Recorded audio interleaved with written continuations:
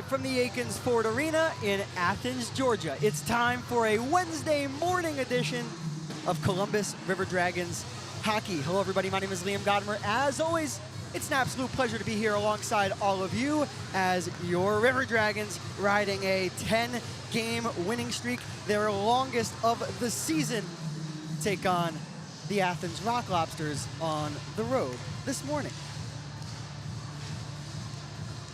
Once again, the River Dragons come into this game winners of each of their last 10 games, and the most recent came on Saturday night when Columbus took down Baton Rouge by a final score of 6-1 at the Lair on Valentine's Day. With that, let's take you back to the triumphant victory for your Dragons on home ice. The pass from Keller will speed Larwood right in, and Babin comes all the way out, gets a piece with his blocker and his glove. He lost his stick. Now Blacksmith against Ford. Blacksmith has Moore join him. Looks one way, passes the other. Kyle Moore takes a lap around the net. Storjahan shoots! Oh, wow. Coffey made the save and gets the cover. Behind the net, Barrow. What a Coffey chance. closes the pads. That's a great A right there. What a chance there. Absolutely. As taking a stick up high is Heath Ford. He holds his glove to his mouth, but neither referee gives him the benefit of the doubt. As Babin makes the save, the rebound comes out for Lucas Texmo. This is a 4-on-3. Barrow, back pass, Storjahan, Wickline, shoots, misses high glove. Wow, he had the short side too. Right point, Garrett Johnson, who wears number 5 on defense. Scott Chirac. That into the catching glove of a sliding Trevor Babin. A couple of big wins as Babin uses his head on that save. Heath Ford, beautiful pass. Keller with a ton of open space. Misses the net to the blocker side of Babin. Far corner to the front. The swipe from Keller does not get through to the goal. So the Zydeco will have to settle for a slapper from the center ice red line.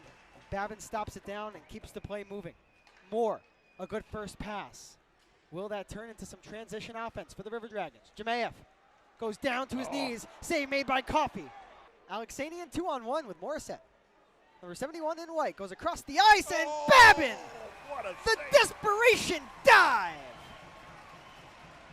Left point Doherty with exactly 60 ticks left to play here in the first. Ryan Hunter has a man draped over his back. Surrenders the biscuit to Morissette. How about the patience from Morissette? He dishes it across. Cox shoots. And Babin's right pad is able to toss that puck to the side of the net. Yeah. Babin makes a glove grab. Ryan Hunter now with a word for Jake Cox. Well, Attempt from Ford does get out. Aggressive at the top are the Zydeco. Cox, Madyarov, and Babin! Punched it right away. Blacksmith with a full head of steam. In front, Coffey makes the save. I don't know how he got his pad over to that one, Mike. golly. Meanwhile, Tyler Larwood misses a breakaway by just inches. Now he goes sliding into the end wall as he came dangerously close to Babin. Gets back up onto his skates, gets his stick up looking for a tip. Jemayev, the center lane drive. Blacksmith, left flank, the poke from Thornton. It trickles to Coffey, who will. Kuznetsov. How about laying down on the ice and putting his body on the line to get in the way of that shot? Justin Samaro. Shout out to number 23. Alexanian, he's got a man to the right. It's Kuznetsov. That's exactly where he goes. Engulfing the puck right up is Samaro. There's a whack out of midair from Johnson. That was nifty. Defense into offense. Here is Bailey Morissette. He collides with his own teammate. Kuznetsov still gets it to the front. Alexanian with Morissette and Kuznetsov. That's blockered away with emphasis from Babin. 3-on-1 Columbus. It's Barrow, it's Storjahan and Wickline. Barrow, Storjahan! We're tied! An assist to the goaltender. I think Babin deflected that intentionally like a punt, except with the blocker. Got it up, and how about that? Get it down to Barrow, he feeds it over, and this game is tied, and the crowd is alive. It's 2 minutes for interference on Bazard. Face-off win. That's a good start to a power play goal. Barrow, Hunter, you bet! Hunter, how about that shot? And again, they work the puck marvelously. Just tick, tack, and toe right into the goal.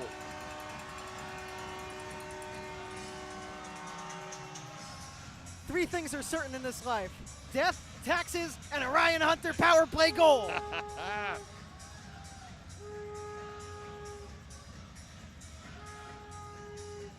Barrow pounced on it. Storjahan, wick line, left side, right side, Barrow!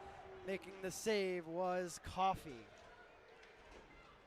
It all started with Matthew Bazzer in the neutral zone, not putting a lot of mustard behind that pass. Blacksmith with his back turned to the right, save, rebound, and Storjahan. Backhander just missed. Could not sweep it in. Meanwhile, Morissette around the net, into the slot, Cox shoots, and getting a piece with his shaft was Babin. When you're hot, you're hot. Thornton hauled down. He gets back up, picks his twig up too. What does Blacksmith have for an encore after returning his back to the goaltender and setting up a great A? He joins Kyle Moore and Alexander Jemayev. Moore takes a lap around the Zydeco net. Samaro, right point, yes! They score! Well, that line is definitely on fire.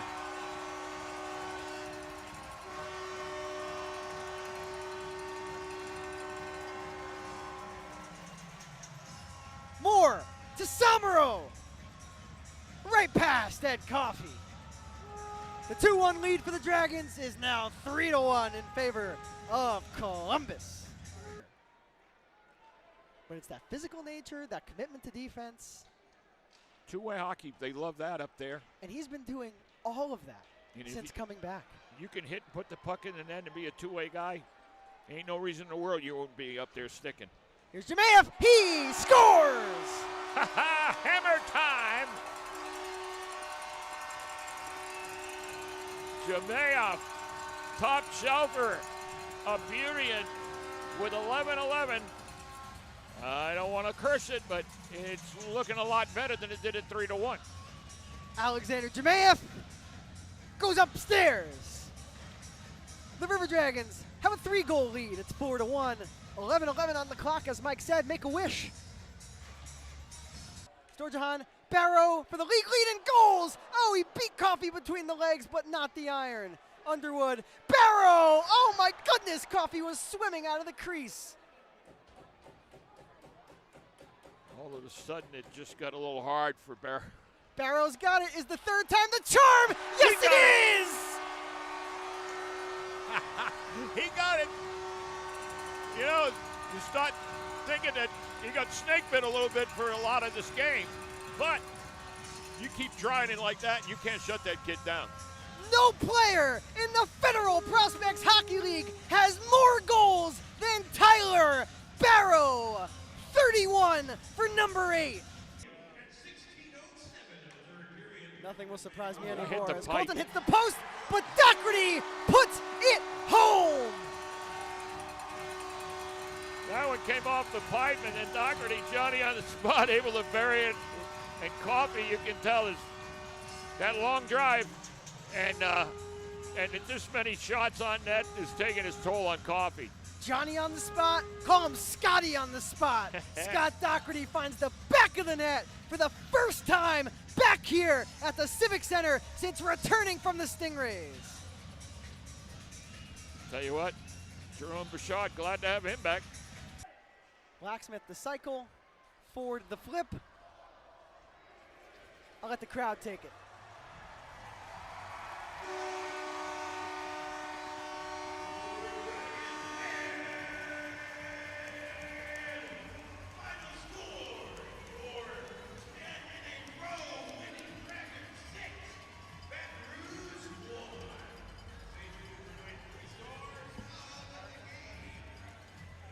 Dragons have won their 10th consecutive game.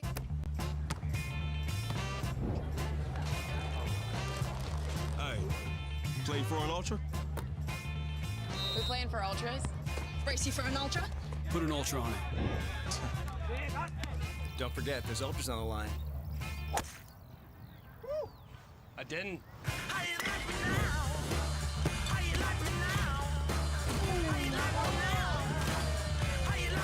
Michelob Ultra, superior light beer. It feels like just yesterday our healing mission began. Inspired by visionaries, answering a higher calling.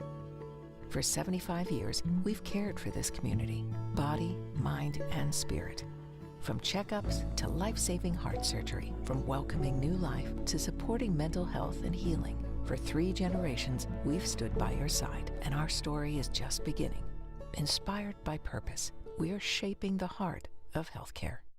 The difference with Beam isn't just speed, it's service that you can count on. And when you call, you'll reach real people who live right here. And when you connect, you'll feel the reliability that makes Beam stand out. And whether it's working from home, streaming your favorites, or keeping up with everyday life, Beam keeps it all running smoothly. And right now, get our 1 gig plan for just $60 a month for your first 3 months. Fast, dependable, and local. Beam Broadband, connection you can count on. Let Shred Away, a division of the Overbee Company, take care of all your document shredding needs. We can design a custom shredding program for your business today. No need to purchase equipment, no maintenance expenses, no need to prepare records for destruction, increase employee productivity, increase security, no worry. Was it really destroyed? Right now, all new customers can receive 10% off. Shred Away, a division of the Overbee Company, locally owned and operated in downtown Columbus. That's Shred Away, 706-577-9668.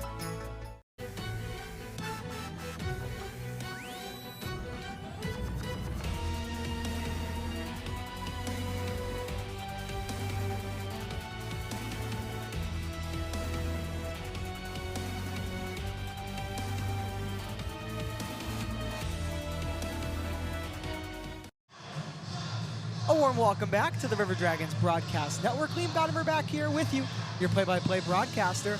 We're less than 20 minutes away from the puck dropping on the River Dragons and the Rock Lobsters on what is Education Day here this morning.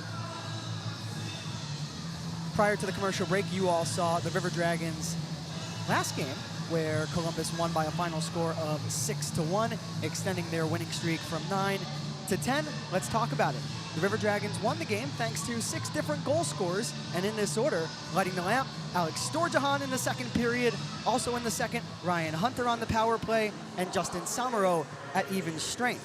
In the third, the River Dragons would score 3 times, as they did in the second, en route to the 6-1 victory. In the final frame, it was Alexander Jemayev, number 71, who found the back of the net at even strength, as did Tyler Barrow, number 8, with that goal. Tyler Barrow, now the league leader in lamps lit in the entire Federal Prospects Hockey League, with 31 entering play this morning. That goal for Barrow came at 12:43, and it concluded one heck of a shift for number 8.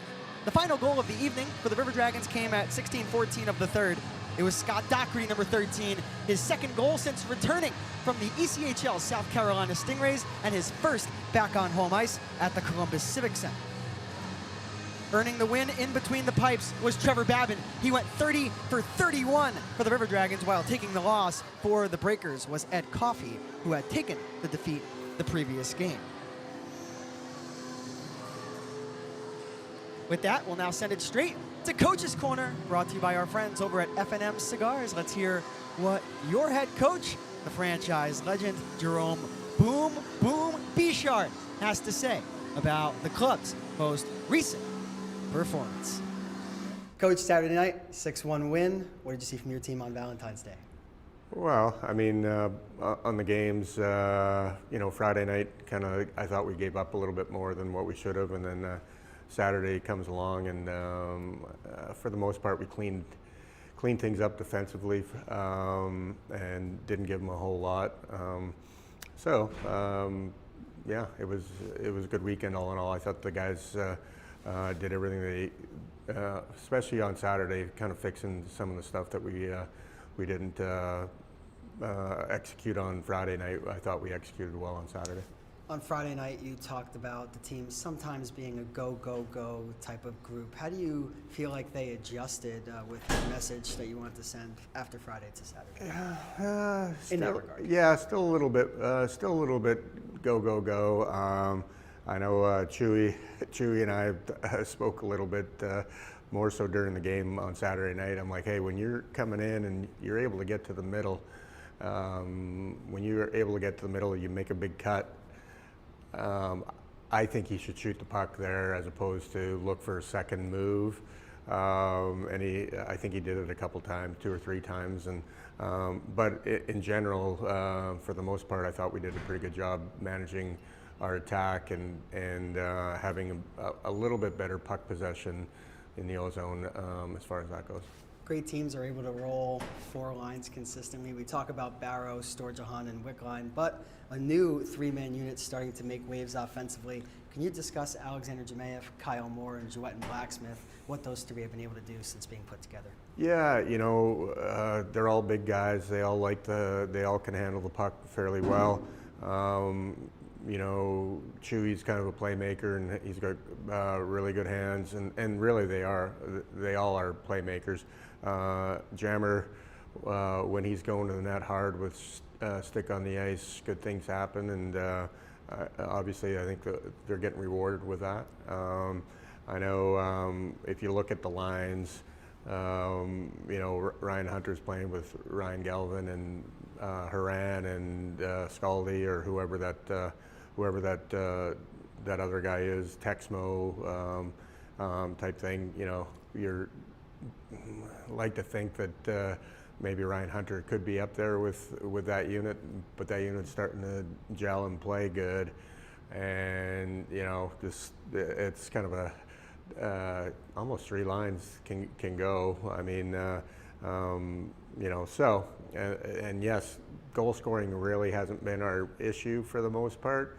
It's given up 5 goals more than what I want. Going into the season, the goal was, you know, hey, let's score 4, let's have 2 against, let's win.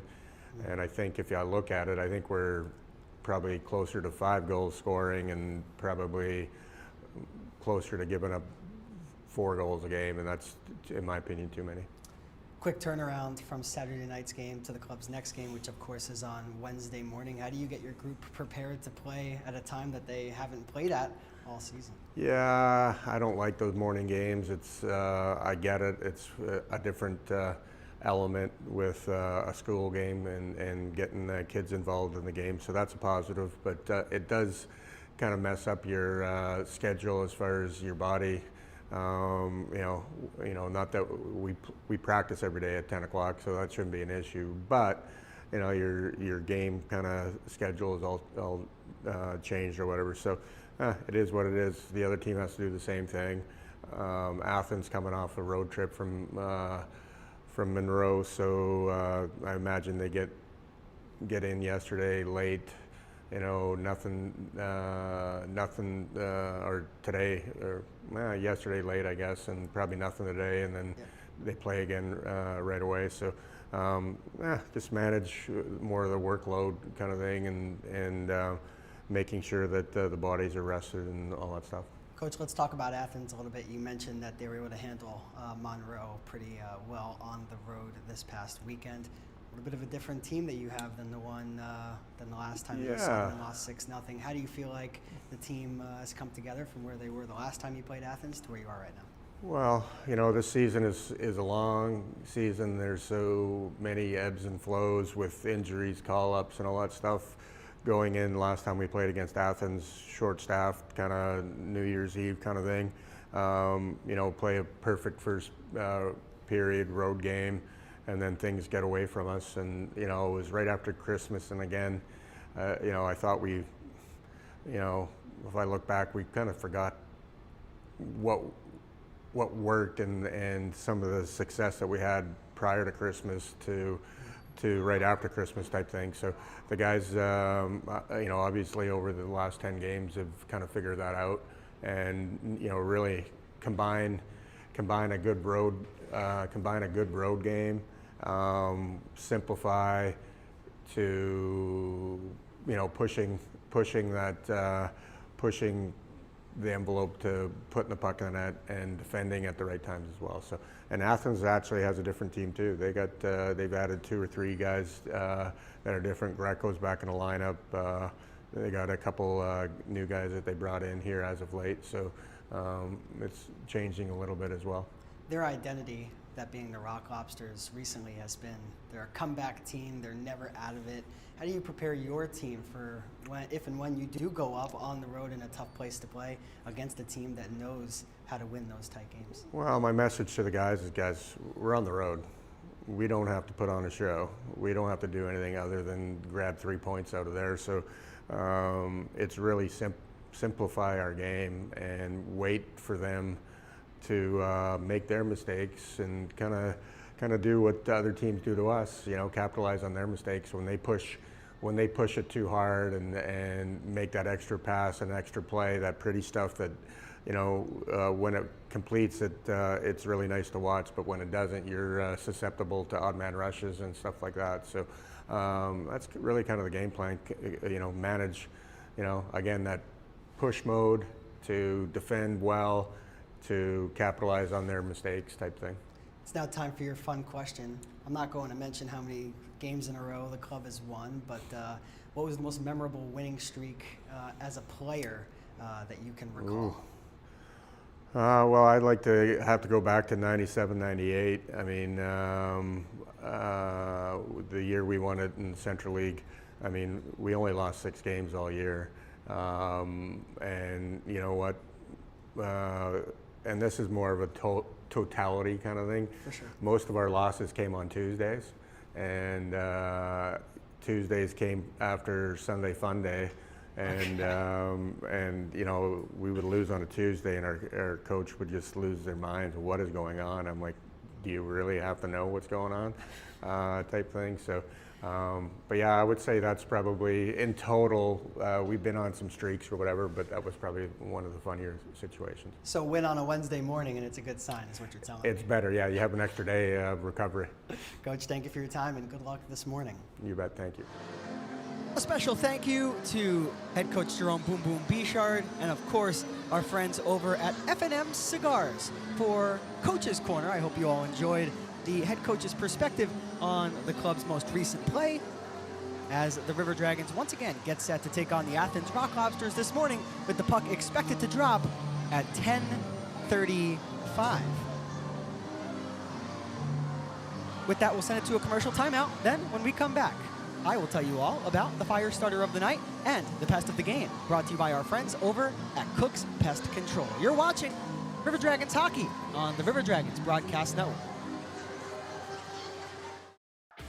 The Columbus River Dragons are back inside of the lair on Friday, February 20th, and Saturday, February 21st, as the club takes on their newest rival, the PD Ice Cats. The puck drops at 7:35 p.m. on Friday for Health and Wellness Night. Then, on Saturday, we are honoring those who served with our Military Appreciation Night, with the game set to begin at 7:05 p.m. Get your tickets at the Columbus Civic Center box office or by visiting ourdragons.com. All right, here's the game plan. Tickets, food, drinks. You forgot popcorn. Popcorn, please. I'm talking about the family 4-pack. That's a new play? Even better. 4 tickets to a River Dragons game, 4 Chick-fil-A entrees, 4 hot dogs, 4 sodas, 4 popcorns, all for just $40. Boom! Did somebody say boom? Coach, can families run that play too? Only if they act fast. Clock's ticking. The family 4-pack, 4 tickets, $40. We'll see you at the rink. Let's go, Dragons! Back here at the Aiken Sport Arena, Liam Go Time Godimer back here with you.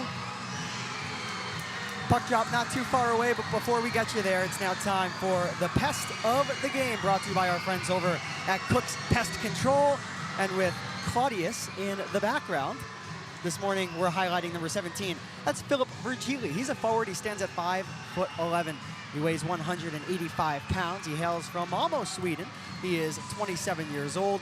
Earlier this year, the River Dragons and the Rock Lobsters played a very fun contest right here in this building that went to a shootout. The reason why the Rock Lobsters won, that man right there, Philip Virgili, number 17. So far this season, Virgili has gone 36 for 36, as you may have seen in the Pest of the Game video on our social media platforms. He has 13 goals, 23 assists for the aforementioned 36 points entering this morning's game for number 17, who once again is this morning's Pest of the Game. Special thank you, as always, to our friends over at Cook's Pest Control. And with a Pest of the Game, means we must combat him with the fire starter of the night, and it's number 8, Tyler Barrow. He's the FPHL leader in goals. He stands alone. He has 31 lamps lit this season, 43 helpers to go along with it. He's got 74 points. He has had a multi-point game in each of his last 7 contests, and the 27-year-old from Massapequa, New York, is this morning's fire starter of the night. The River Dragons will line up as follows. The first line from left to right, Tyler Barrow, number 8. He's the fire starter of the night. In the middle, that's Alex Storjahan, number 4. And on the right is Cody Wickline, number 10. The second line, Ryan Hunter, moves up from line number 3 to line number 2, with Joetten Blacksmith being traded just this morning to the Biloxi Breakers. Hunter will play alongside Alexander Jemayev, number 71, and Kyle Moore, number 15. The third 3-man unit up front, Joel Texmo, Ryan Galvin, and Matthew Horn, number 12. There's one extra forward, and that is Skate Scaldi, who wears number 37. On defense, Brody Thornton, as always, paired up with Justin Samaro, number 23. Samaro, in the River Dragons' last game, did find the back of the net from the right point. The second pair is Lucas Texmo, number 6, playing with his brother Joel, who of course is up front. This morning, as always, Lucas paired with Captain Kirk Underwood, who wears number 11. And the final pair, still no Mike Wynn, number 44. So Scott Doherty, number 13 on the back end. He'll play alongside Josh Colton, number 5. In goal, it's Trevor Babin, who made 30 saves on 31 shots on Saturday night at the Dragons' Lair. He's right back in between the pipes, riding a 4-game winning streak for your River Dragons. Backing up Trevor Babin, as always, that's Tyler Roy.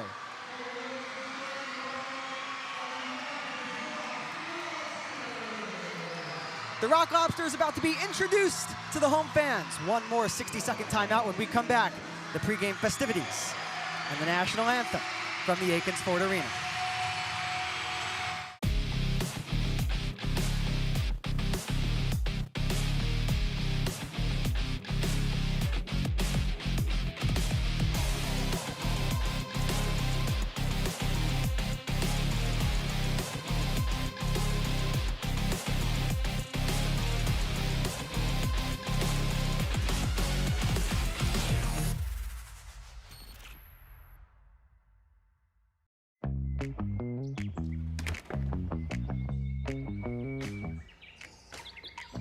Didn't think termites were up this early. They really don't go to sleep. But now that it's warming up, termites really start moving. But I'm good, right? Oh yeah, you're good. Don't worry about pests this spring. Call Cooks, and you'll already be a step ahead of them. Looky, looky, looky, here comes Cookie, Cooks Pest Control.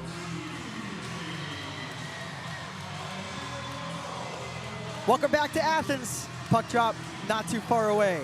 I'm done until the national anthem has been sung and the puck is ready to drop.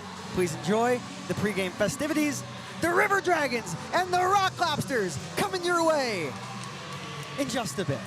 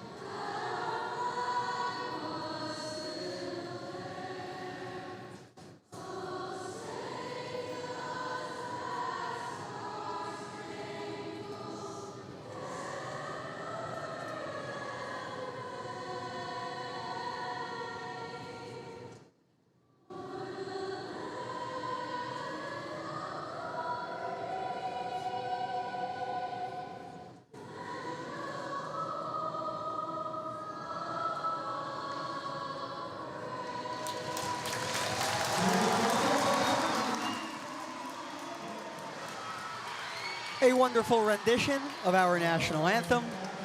We're just about ready to go this morning as the River Dragons take on the Athens Rock Lobsters, searching for an 11th straight win. The River Dragons in this first period, which is brought to you as always by our friends over at Chick-fil-A in Midland, will skate from left to right. Columbus wearing their white uniforms with the black and teal letters and numbers along the back and on the sides. While the Rock Lobsters, they will attack from right to left. They are wearing their light blue uniforms with the white letters along the back and the black numbers on the back and along the sides.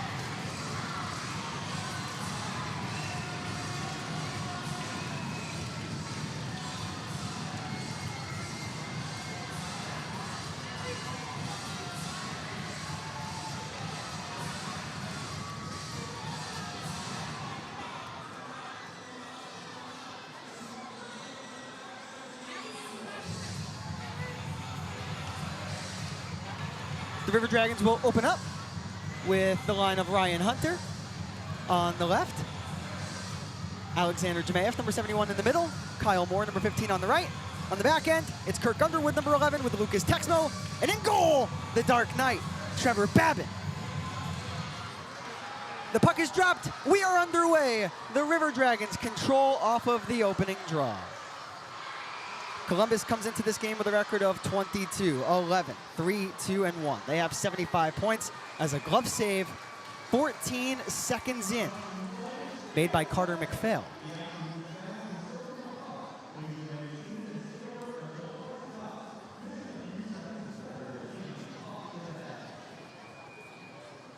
The River Dragons are third in the Continental Division with their 75 points. As I've mentioned a few times, they have won 10 straight.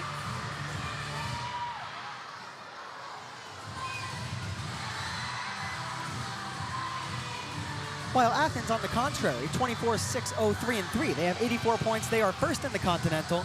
They have won 3 games in a row. As Jemayev in the near dot, the puck picked up by the Rock Lobsters. This is Garrett Milan, number 10, a between-the-legs pass inside of the defensive zone. But as he attempted to go up ice, he had nobody there to support him, which means that's an icing on the opponent, which is brought to you by our friends over at Air Force Heating, Air, and Plumbing.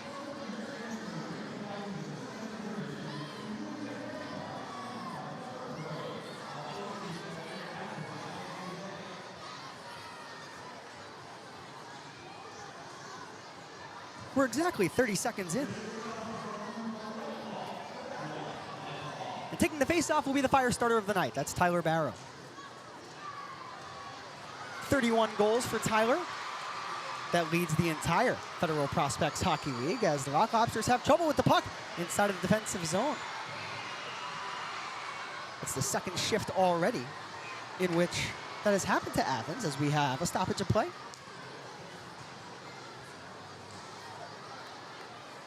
The Rock Lobsters' most recent games coming this past weekend on the road in Monroe against the Moccasins. They won by a final score of 4-2 on Friday night, then 6-5 in a shootout on Saturday night. As the puck dumped in behind Carter McPhail, number 33, the Rock Lobsters without William Lavalier, so backing him up is Parks Owensby, the former River Dragon and former Rock Lobster. He keeps going back and forth. Here's Eric Neely behind the net. His centering feed goes awry. Getting physical with Cody Wickline is Daniil Glukaryov. And I will say, it is very loud in here. I'm not sure if the sound comes across to the viewer as it does to me here in the headset, but there's a lot of screaming going on. As in the neutral zone, the puck goes. Daniil Glukaryov. He eludes a stick lift of Cody Wickline. So now near wing, it's sent in by Athens. This is the veteran, Eric Neely, number 59. His pass went absolutely nowhere. Missed every single stick except Carter McPhail, who came way out of his net, and he'll turn it over. Entering this morning's game, there's 9 points separating the Rock Lobsters from the River Dragons. Athens, though, does have 3 games in hand, as Joe Mack near corner. Columbus now has it. Out of the defensive zone, out through the neutral zone, taking a hit to make a play is Joel Texmo, number 95. Texmo skating alongside Ryan Galvin, number 28, and Kyle Moore on this shift on defense. It's Brody Thornton with Justin Samaro.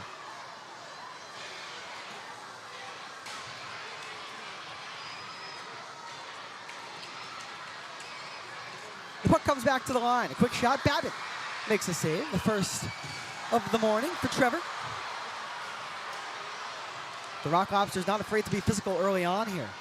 So Samaro will just fling it out to the center ice red line. We're turning it the other direction immediately. Will be Athens. Mack gets it deep, goes off for a line change. Moore at the end of his shift finds Galvin. And the puck takes a good bounce for the River Dragons. It goes all the way down. Galvin able to get a line change. Moore still out there on the ice. Jemayev from the left flank. His shot intercepted, and now out through neutral with speed. Babin out of his net. Plays it only as far as the near side wall is coming right out in front of his goal. Babin did not have to make a save. Circling the slot was Milan, but in the neutral zone, the Rock Lobsters put it into the Columbus end, and now we have a stoppage. Do we have a penalty? Slashing indicated. The River Dragons will be shorthanded here. Ryan Hunter goes to the box. So Columbus goes to the floor in the core penalty kill. 16:38 left to go here in the first.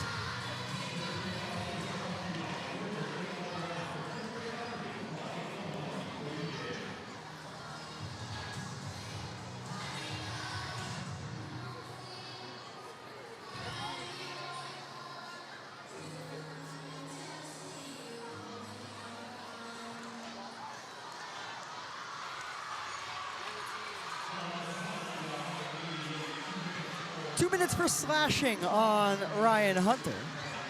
Here are the numbers. On the power play, Athens 22%, while the River Dragons 84% efficient on the penalty kill. There's not supposed to be 2 penalties on there. Excuse me. Apologies for the scoreboard issue.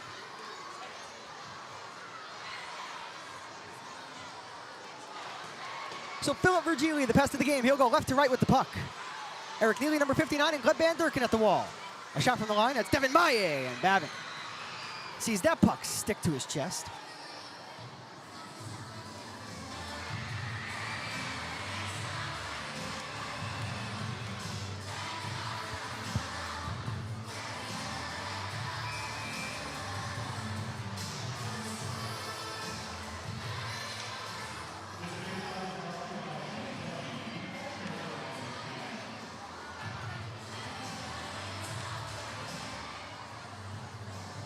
False start on the face-off. It's been that kind of game so far.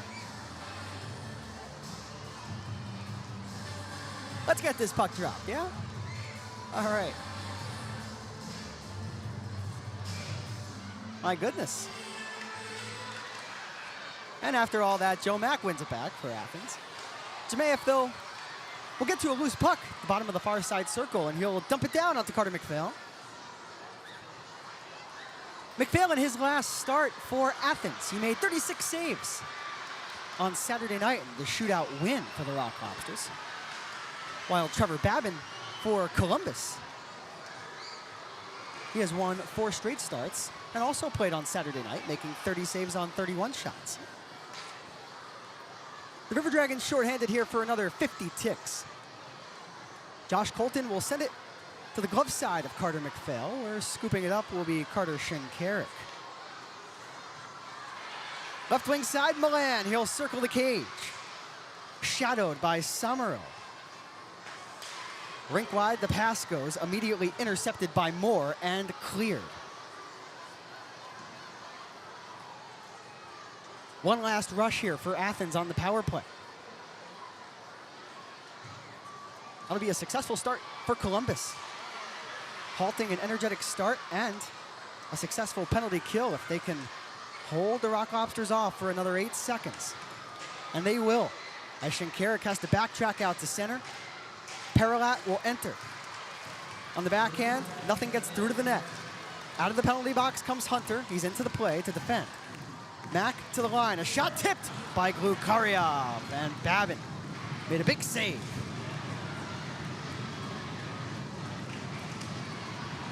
Special thank you to our friends over at Floor & Decor for sponsoring our penalty kill. There's a block in front of Babin. 14-13 and counting left to play here in the opening frame. Thank you so much for joining us on the River Dragons Broadcast Network. The first of 3 games this week for the River Dragons as Trevor Babin makes a glove stop, secures the biscuit.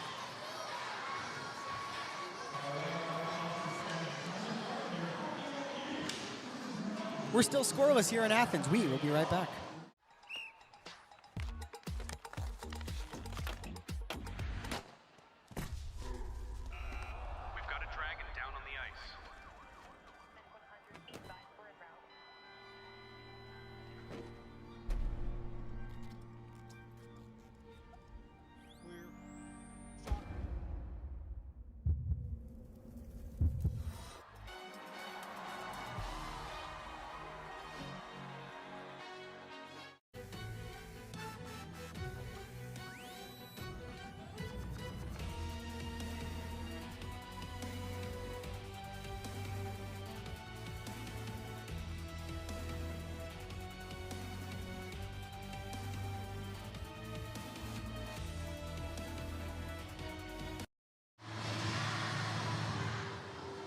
Just this morning, the River Dragons traded Jewetton Blacksmith, number 46, to the Biloxi Breakers in exchange for forward Cole Crowder. I'd like to thank Jewetton for his service to the River Dragons.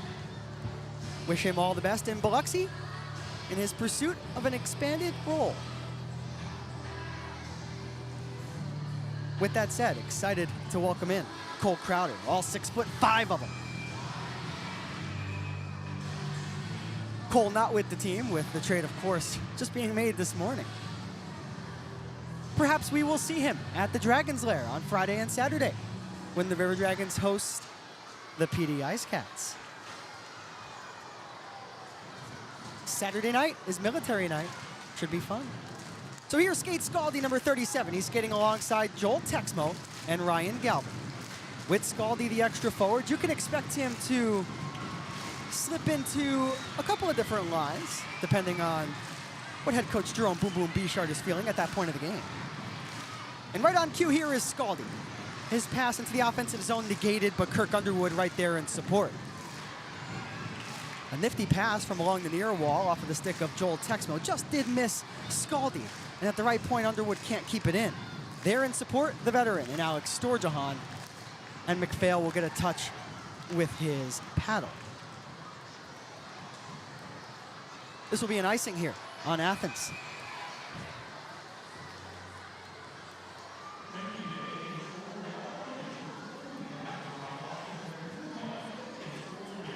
The Rock Lobsters average 5.1 goals per game.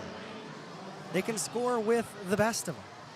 While the River Dragons average 4.4, that number is steadily increasing throughout the club's winning streak, where Columbus has outscored their opponents, ready for this, 54-21 over the last 10 games. And it all started in Columbus. Not that Columbus, Columbus, Indiana, where the River Dragons took 2 straight from the Sentinels. They have not lost since. McPhail out of his net. He has turned it over. The whack from Colton. The pass from the far corner off of the stick of Wickline. Taken by Daniil Glukhariev. He's the big-bodied forward out of Russia. Top of the slot, he's got a lane, a backhander, a nifty between the legs tip from Lowell, handled by Babin. The shots, 6-0 Athens, 7:20 in.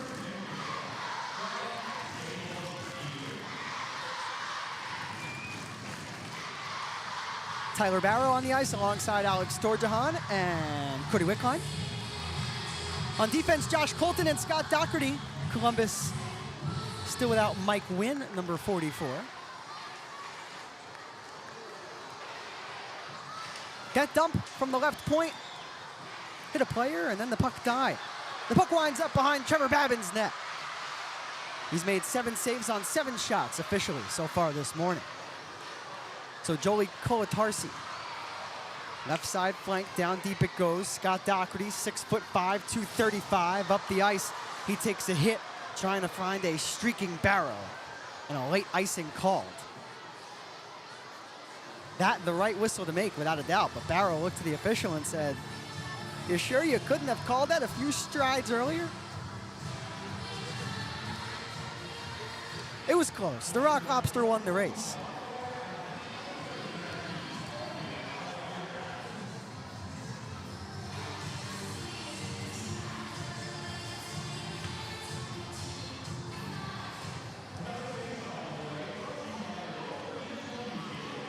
And with a stoppage of play, what can I say?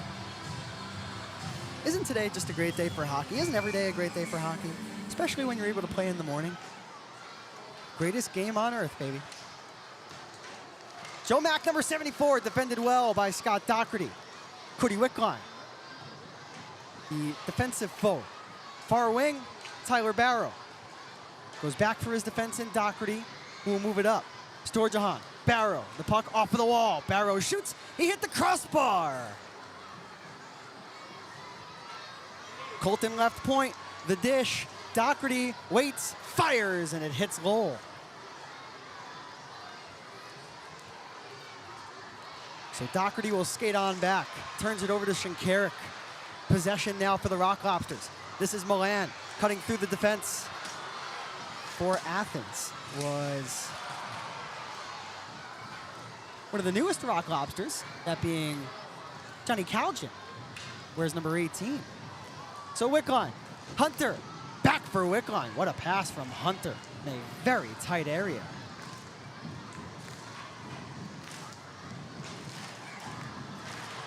On the attack now, the Rock Lobsters. This is Luke Croucher. Jemayev takes that puck. He'll join Kyle Moore. Moore runs into a wall. He has support, though, in Thornton. It's turned over. This is the best of the game, Philip Virgili, the forward out of Sweden. A pass to the trailer, turning his back to the goaltender.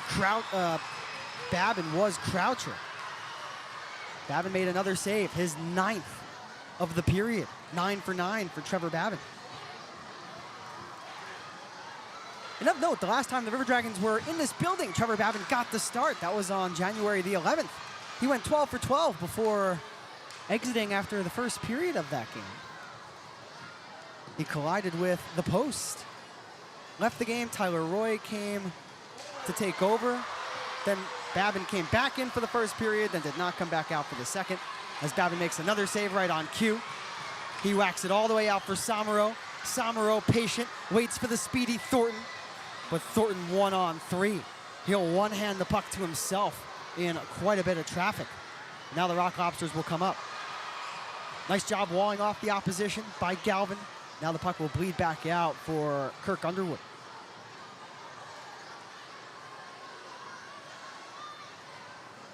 A new unit on for the River Dragons. Matthew Horn with Joel Texmo and Ryan Galvin. But it's Kirk Underwood who will go coast to coast with the puck. Kirk around the net. Holds, left side. Joel Texmo, way out of his crease, was McPhail, and he made a 5-hole save on Texmo, who had to settle the puck down over at the near dot before letting it rip.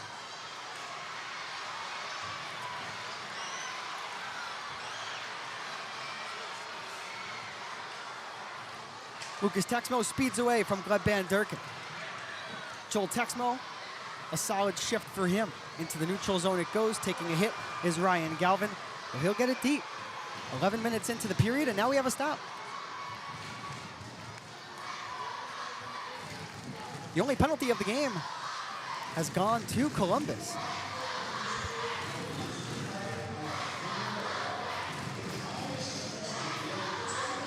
I don't believe we'll have a penalty. What we will have is a media timeout. We'll be right back. Dad, are we there yet? Not even close. Sweet.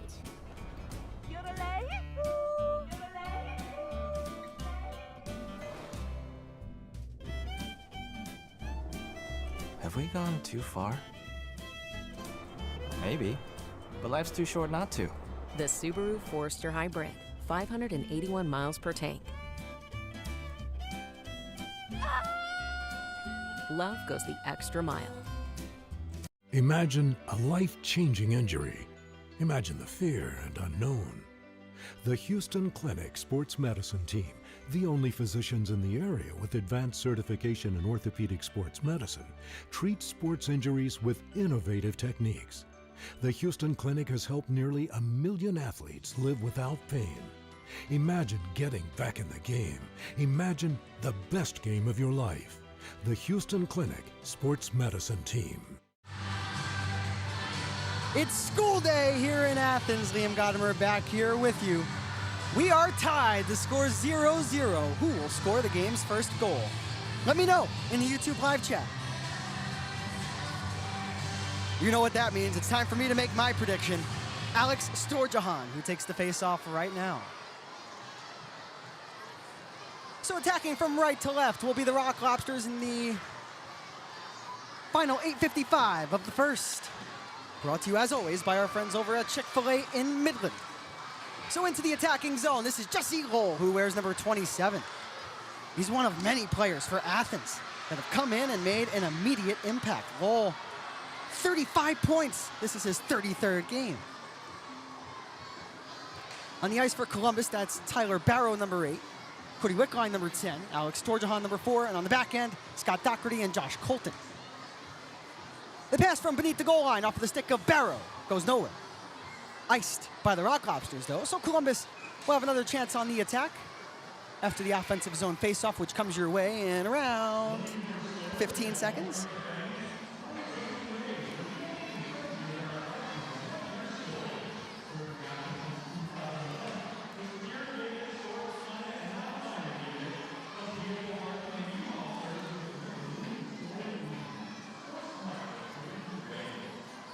Very seldom do the Athens Rock Lobsters lose inside of this building. Although Columbus came close earlier this year, a 7-6 loss in the shootout, a narrow defeat.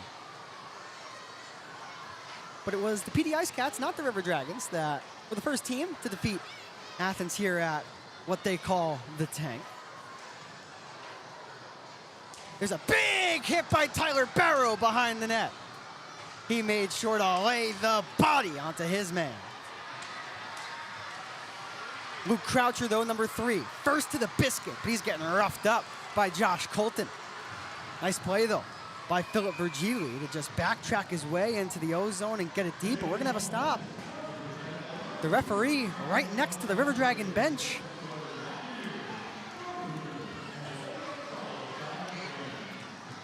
We have delay of game. Too many men on the ice, I should say.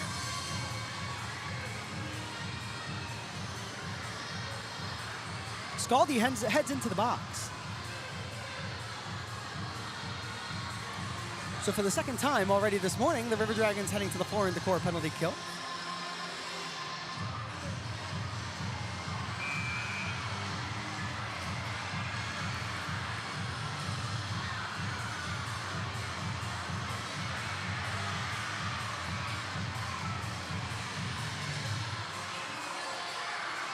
The penalty is indeed too many men on the ice.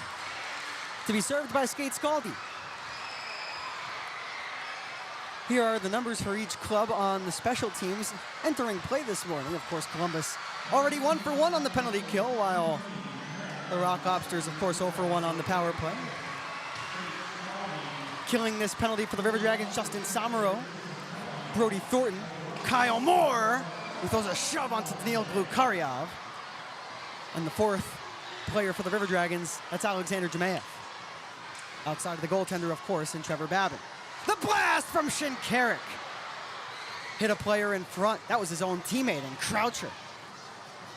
Columbus will take that opportunity to send the puck down the sheet. So Carter Shinkarik has a man driving to the goal. How about that whack from Ryan Galvin? Short-handed, Ryan Hunter rips it. Saved by McPhail. He gets up, thinks about playing it, and Hunter was all over him. Absolutely nowhere to play that puck. I don't know why Carter McPhail got up from his 5-hole positioning.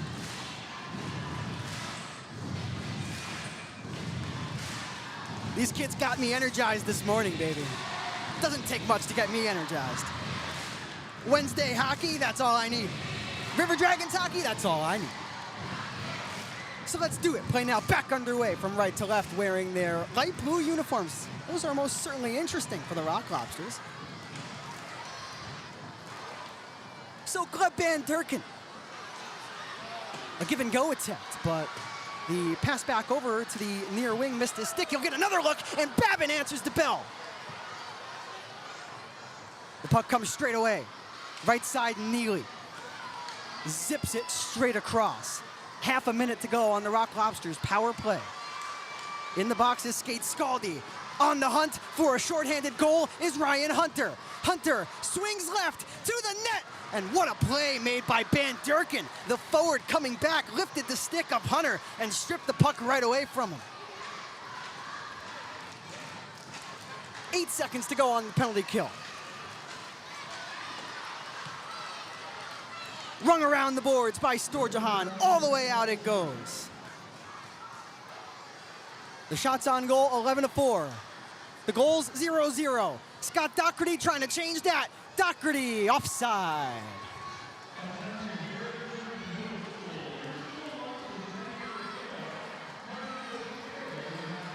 And sometimes a penalty kill can be exactly what a team needs to get into the flow of a game. And so far this morning, against a very efficient man advantage, the River Dragons have done that twice in the first 14 and a half minutes. I think that bodes for a very successful end to the frame. Let's see if that's exactly what transpires. So Scott Doherty roughs up Daniil Glukaryov. Glukaryov's pass, though, gets to Croucher, and Babin with the glove.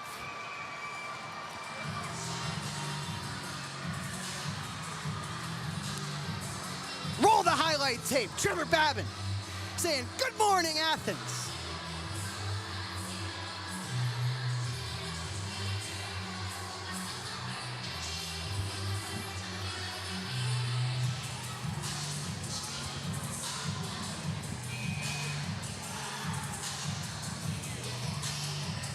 And with this being a morning game, I want to know on the YouTube live chat, let me know, where are you tuning in from this morning? Shout out to all of my wonderful coworkers over at the Columbus Civic Center. Thinking about y'all. Offside on the River Dragons if Brody Thornton touches it, but he relinquished possession just in the nick of time to avoid a whistle. As we have just passed the 15-minute mark of the first period, 4:56 and counting left to go. Samaro the stretch, misses the tape of Barrow, but the linesman right next to Tyler says he got a piece, so no icing.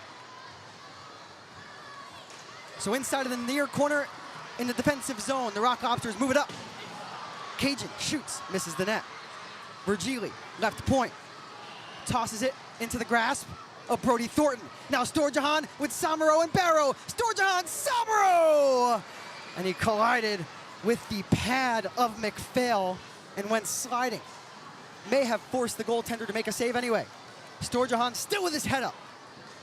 Behind the net, he'll smack it over to the near side. Samaro can't handle it. So Virgili behind the net, through the legs of Milan, back to the line, Babin the glove save, the puck is loose, and he dives on top of the biscuit and gets the whistle.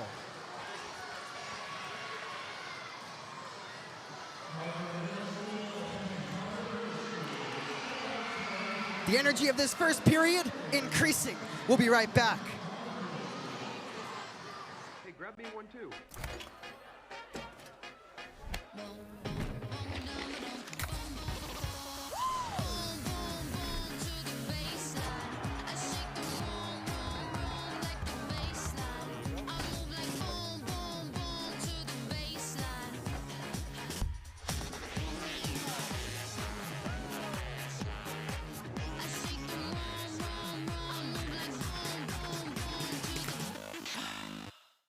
The difference with Beam isn't just speed, it's service that you can count on. And when you call, you'll reach real people who live right here.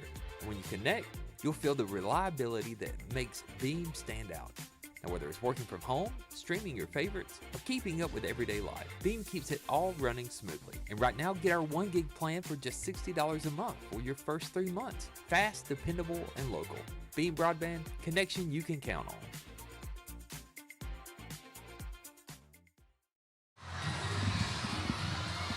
All right, fans, Liam Godimer back here with you. Today is Education Day here in Athens, so let's keep that YouTube live chat engagement going. What was your favorite subject in school? I'll tell you mine. I was a big history guy. Was even a history major before I found out I could switch to broadcasting. Best decision I ever made. But I still enjoy some history. The River Dragons and the Rock Lobsters continue this first period, 3:55 to go. Kolatarsi to the far wing, taken by Jemayev.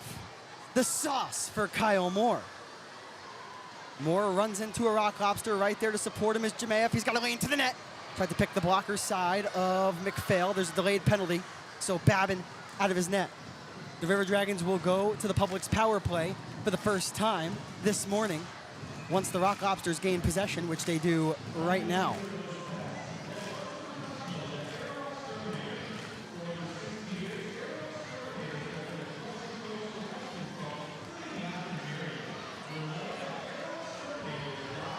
The River Dragons on the power play, 26% efficient, while on the penalty kill, Athens at 81%. Columbus scored a power play goal in their last game. Ryan Hunter took Ryan less than 10 seconds to beat the 6'6" goaltender Ed Coffey upstairs.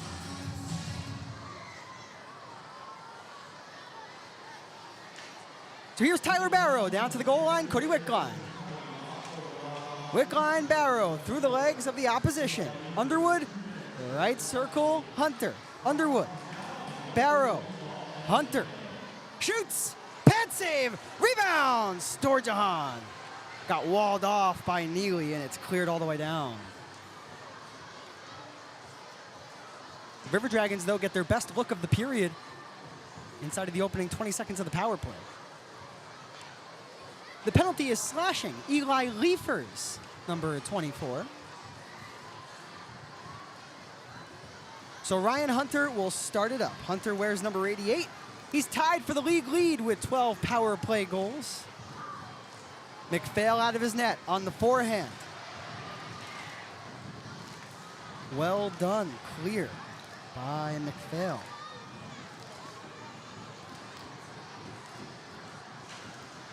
No player in the Federal Prospects Hockey League has more goals than that man, number 8, Tyler Barrow. The one touch from Storjahan to Doherty. The extra poke from Hunter, he couldn't keep it in. So with 2:08 to go in the period and 35 seconds left on the power play, this first unit will get one more chance. Hunter walks in, goes for Doherty, beneath the goal line, skates a stick. Storjahan shoots, save, rebound, and Barrow had his opportunity blocked. Another delayed penalty on Athens. So the River Dragons will be on a 5-on-3 for 18 seconds.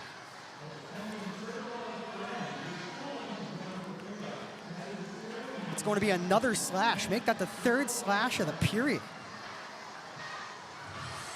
Is that Michael Greco, number 98? That's Michael Greco, number 98, going to the box.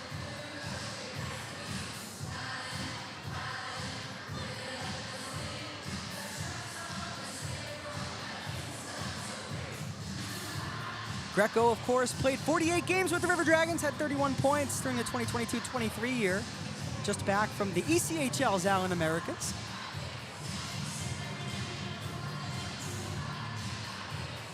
That's a big-time penalty killer for the Rock Lobsters sitting in the box. Massive draw here for Alexander Jemayev. The River Dragons can score in the first 18 seconds. They'll still be on the power play. Colton, Thornton. Colton, back for Thornton. 8 seconds to go on the first penalty. One-timer Colton, it's blocked and dumped out.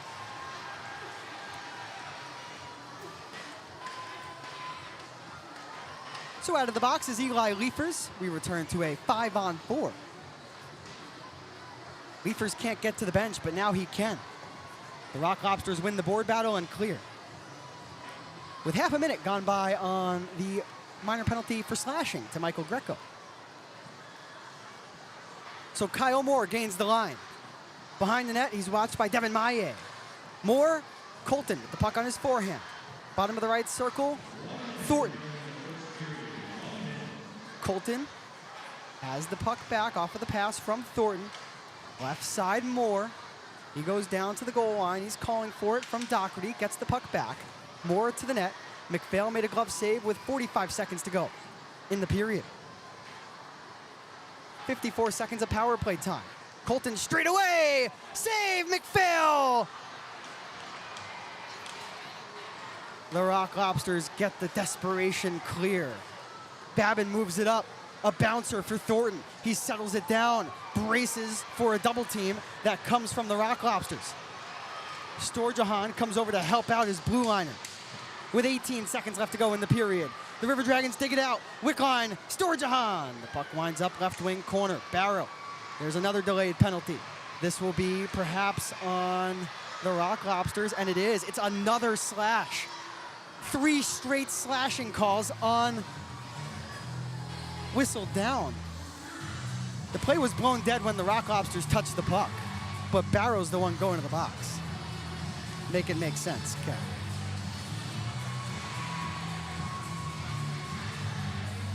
But yet again, even though the penalty was not on Athens and it's on Columbus, it's another slash.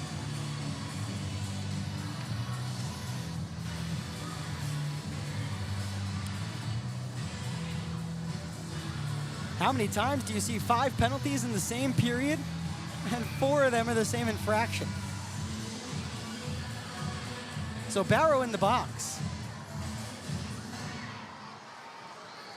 6 seconds to go in the frame. Ryan Hunter for a buzzer beater. He shoots and a save made by McPhail at the horn.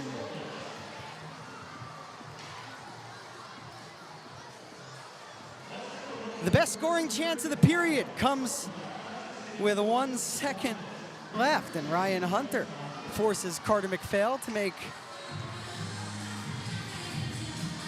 a big stop to keep the opposition off of the board. It's 0-0 after 20 minutes of play.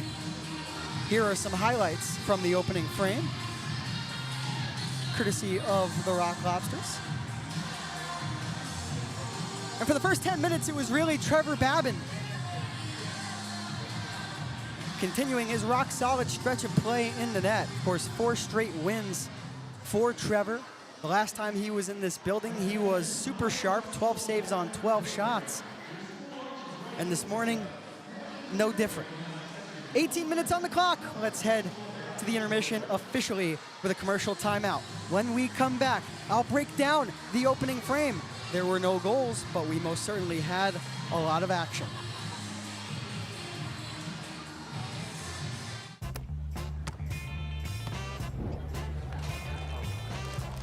Hey, play for an ultra? We playing for ultras? Brace you for an ultra? Put an ultra on it. Don't forget, there's ultras on the line. Woo! I didn't.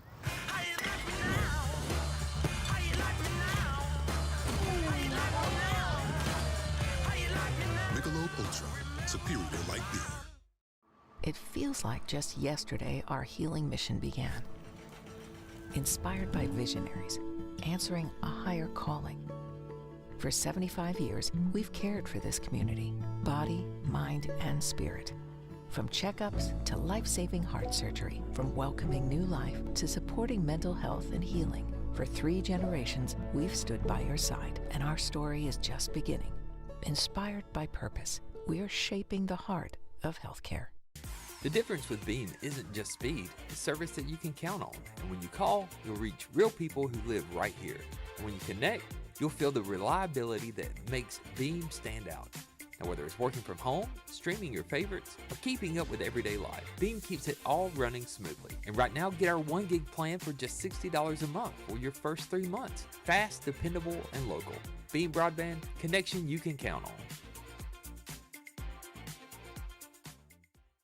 Let Shredaway, a division of the Overbee Company, take care of all your document shredding needs. We can design a custom shredding program for your business today. No need to purchase equipment, no maintenance expenses, no need to prepare records for destruction, increase employee productivity, increase security, no worry. Was it really destroyed?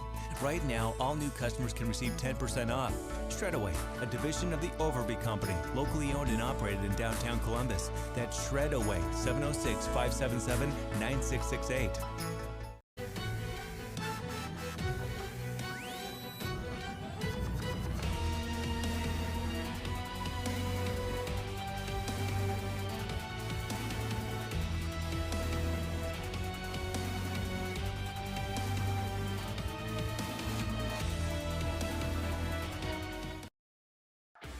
The Columbus River Dragons are back inside of the lair on Friday, February 20th, and Saturday, February 21st, as the club takes on their newest rival, the PD Ice Cats.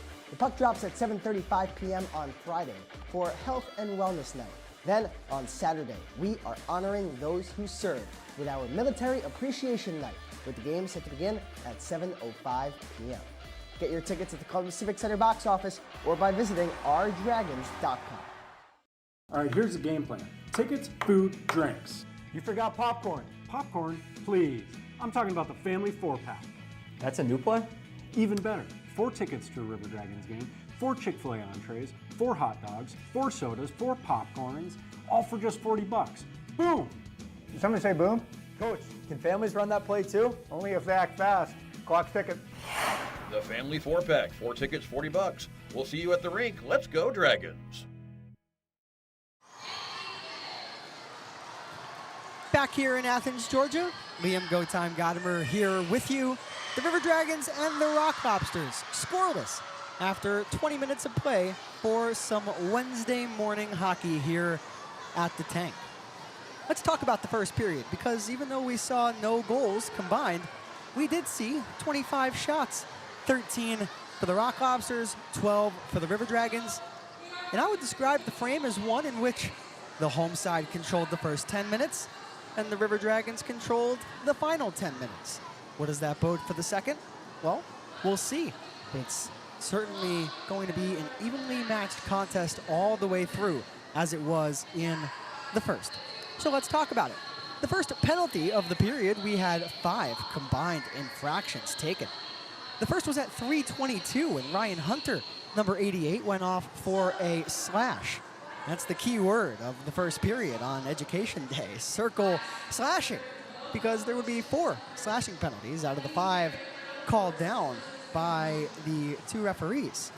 So Hunter went off at 3:22. The River Dragons went to the floor and decor penalty kill, battling against the power play for the Rock Lobsters that is toward the top of the league. Of course, their offense always hums, especially here on home ice. They average more than 5 goals per game. But the River Dragons do well to keep them off the board on the man advantage. Once again, their first power play came at 3:22. Then at 12:20, well, Athens would go to another man advantage when Columbus would be the recipient of a too many men on the ice call. Skate Scaldi, number 37, was the one to sit for the 2 minutes. The River Dragons, though, like they did 10 minutes prior, killed off the Rock Lobster power play, keeping the score 0-0.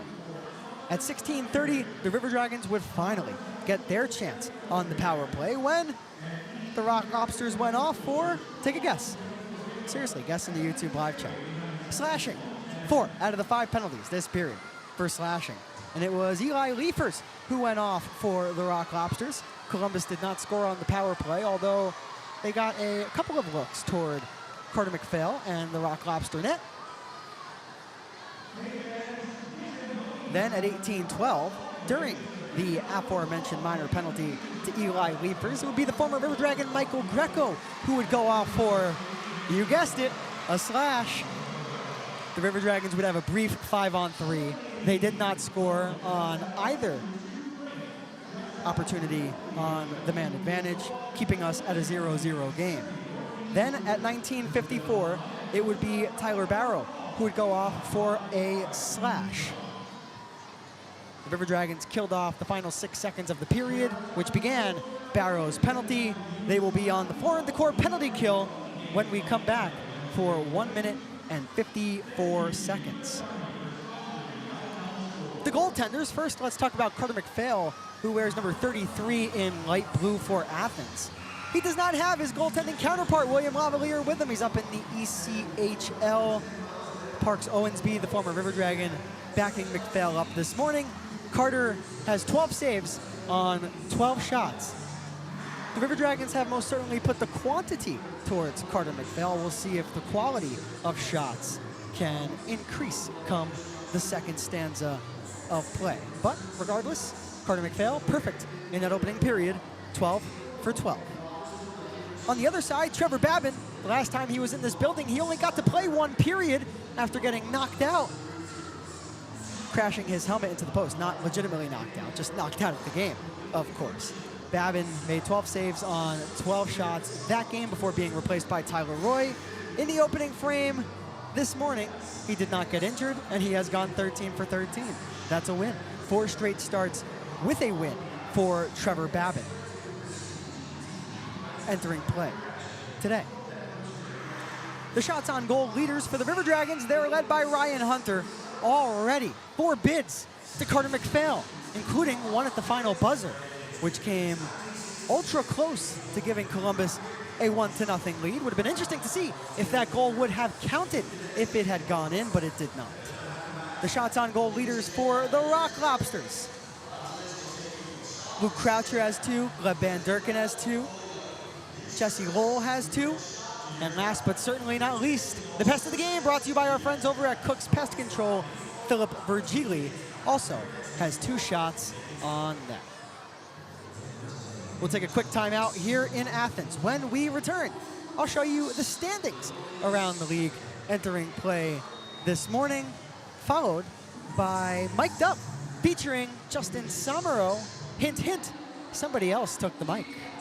Vector Ply Corporation is a world-leading manufacturer of carbon, fiberglass, and Kevlar composite fabrics located in Phoenix City, Alabama. Our customers depend on us to produce iconic brands such as Malibu and Nautique boats, Cub Crafter airplanes, and the historic C8 mid-engine Corvette. Even the light poles surrounding the Columbus Civic Center were produced by a Vector Ply customer using Vector Ply fabrics. If you're looking for an exciting career with a growing manufacturer located right here in the Chattahoochee Valley, visit our website, VectorPly.com, to learn more about Vector Ply and our opportunities. Oh, my cheese. The new OM Cheeseburger from Applebee's. We took our juicy all-beef patty, melty American cheese, crispy applewood smoked bacon, spicy honey mustard, and fries, and put it on a sizzling skillet of cheese. So push the cheese, pull the cheese, love the cheese. Too much cheese? Never. Applebee's new OM Cheeseburger for $11.99, also on our 2 for $25 menu. Hey, grab me 1 too.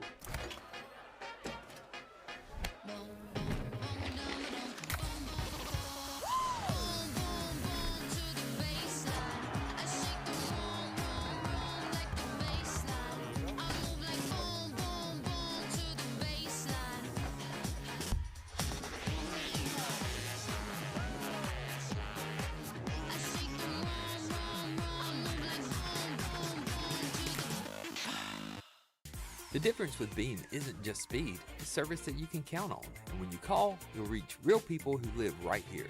And when you connect, you'll feel the reliability that makes Beam stand out.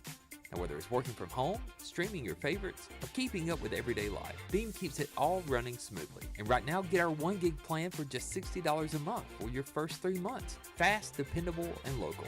Beam Broadband, connection you can count on.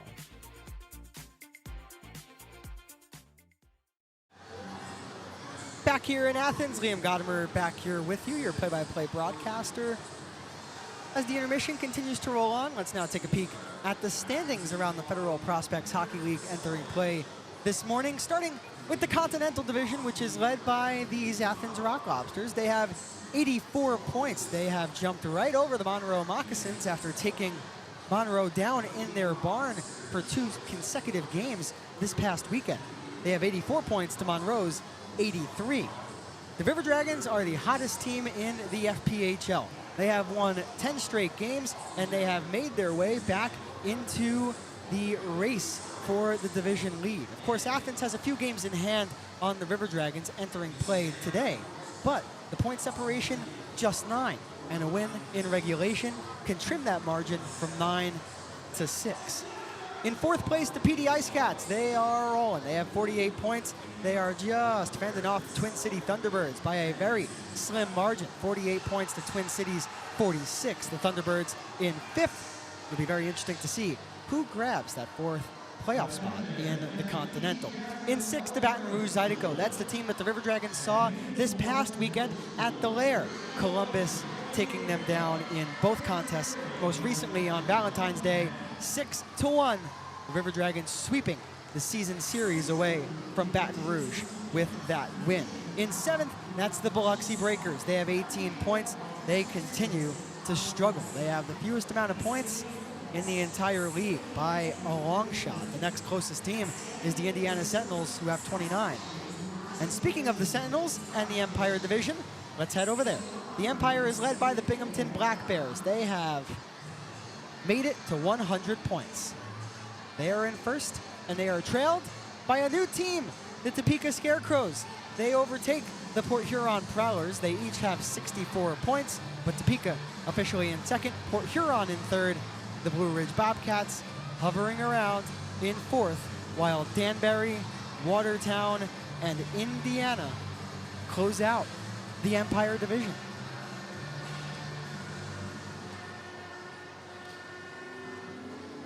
We do not have any games going on around the FPHL other than the River Dragons and the Rock Lobsters today, so we do not have an out-of-town scoreboard, but a special thank you to our friends, as always, at Selmo Zippin. What I can tell you all about is the game tomorrow, because there is one game to be played tomorrow. That's the Port Huron Prowlers and the Topeka Scarecrows. The puck drops at 8:05 Eastern Standard Time. Then we get to the weekend. Friday and Saturday, the River Dragons and the Rock Lobsters at the Columbus Civic Center. You won't want to miss it. Grab your tickets for both games right now.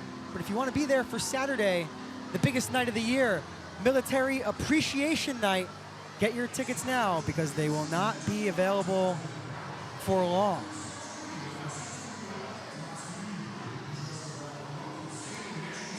One last commercial timeout during the intermission. When we return, please enjoy Mic'd Up featuring Justin Samaro, followed by the second stanza, the River Dragons and the Rock Lobsters from the tank.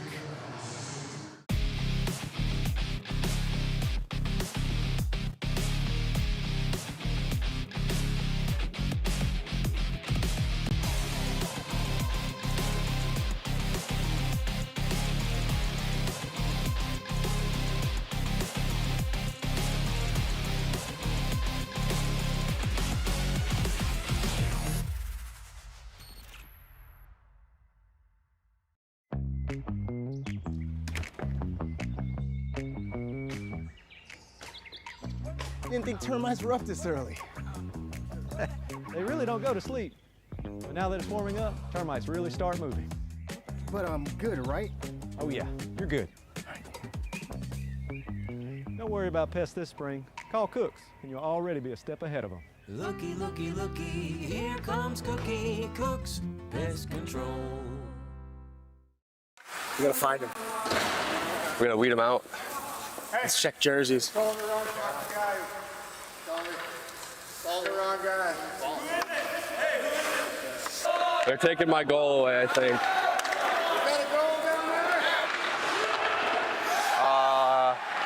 That's unfortunate. Yeah, coach, yep. Yep.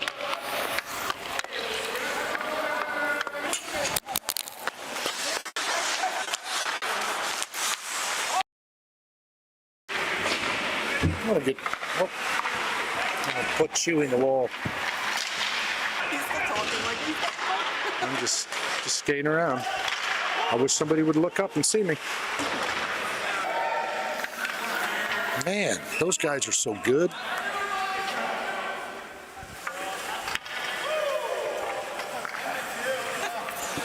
No way. Jackie's got you covered. I got you covered. Dude, I've been talking for 15 minutes. Me too. Why didn't you tell me? That's depressing. What's the first thing you did when you got your job? Not that. You went into work the other day. What's the first thing you did to that guy's bow? No. I hope he's watching this. I just finished, G. Huh?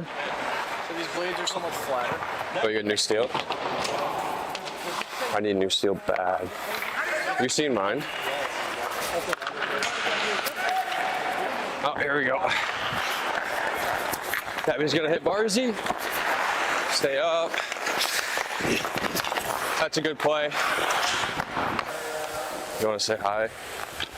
Shout anyone out? You had it? Yeah.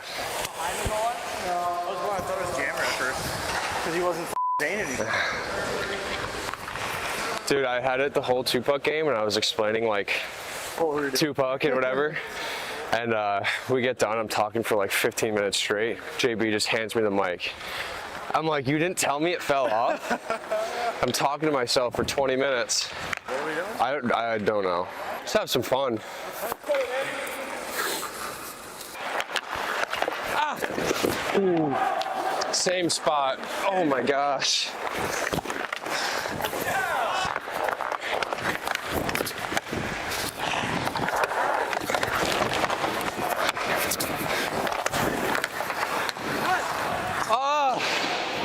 Sorry, bros.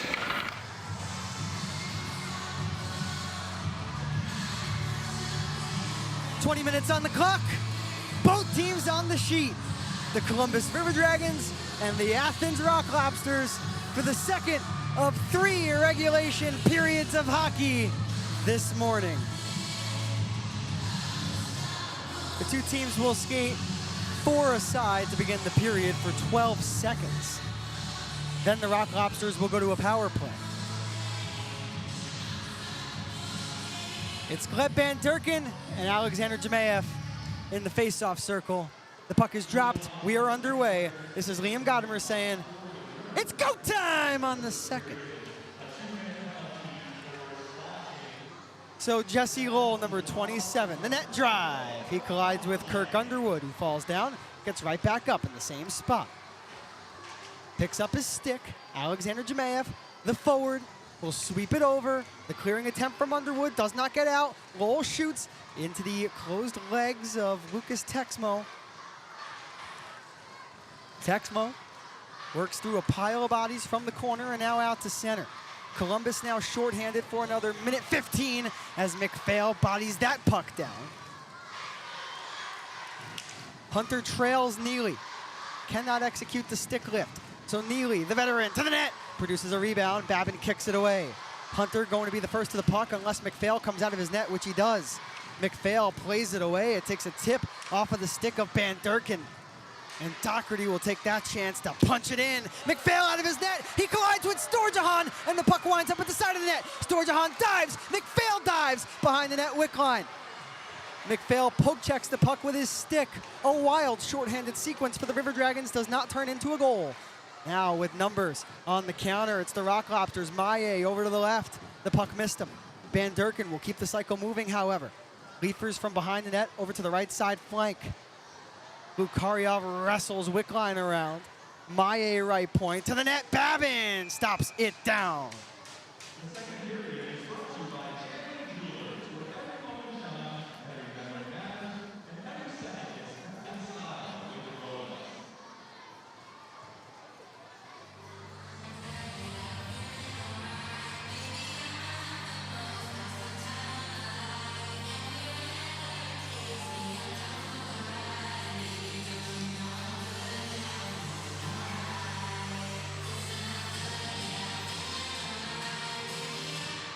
Milan and Galvin in the near dot.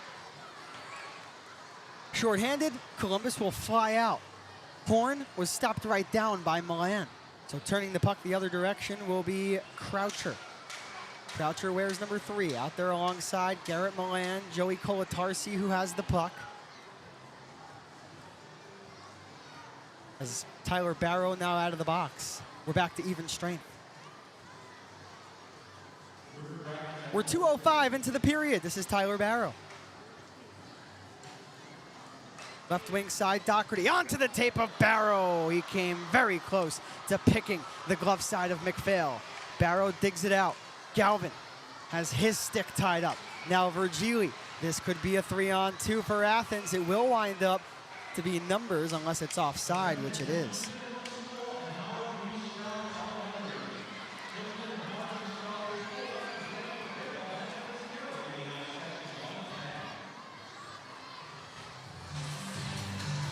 So the River Dragons, for a third time, hold off the Rock Lobster power play this morning. Who will score the first goal for the River Dragons? Let me know in the YouTube live chat. I asked in the first, I'll ask again. Trying to make sure the hockey gods hear me. Could use a goal. So Ryan Hunter, or excuse me, this is Brody Thornton. Thornton for Hunter now. He drags, he shoots, it's blocked. The puck bounces in the vicinity of Thornton and Hunter. Greco overskates. Hunter lost it, and now Leafers. There's number 24 for Athens. He's 6'5", 210 pounds, still early in his Rock Lobster career. So Moore behind the net. Number 15 out of Charlotte, North Carolina. He comes out from behind said net. Near corner, Ryan Hunter. He takes a peek to the top. Thornton into the catching glove of McPhail, who scoops it right at ice level.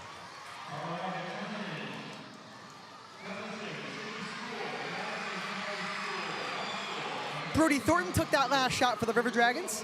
In his last 3 games played, Brody has 7 points, 2 goals, 5 assists.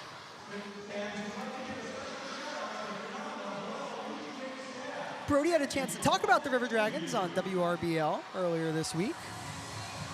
Special thank you to our friends over there, and Jack as well, coming out to cover.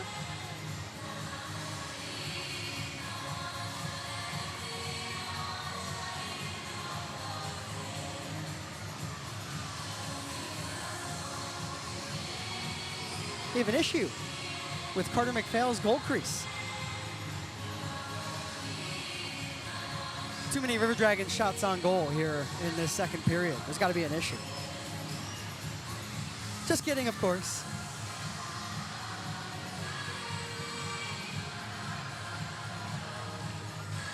The shots are 3-3 for what it's worth here in the second. 16-15 for the game. It's been an evenly matched contest. And whoever scores the first goal going to be in prime position to win this game. And with 3 games in hand and being up 9 points on the River Dragons entering play this morning, a win head-to-head will do a lot for the Rock Lobsters to successfully hold off Columbus as we have a penalty. This will be interference.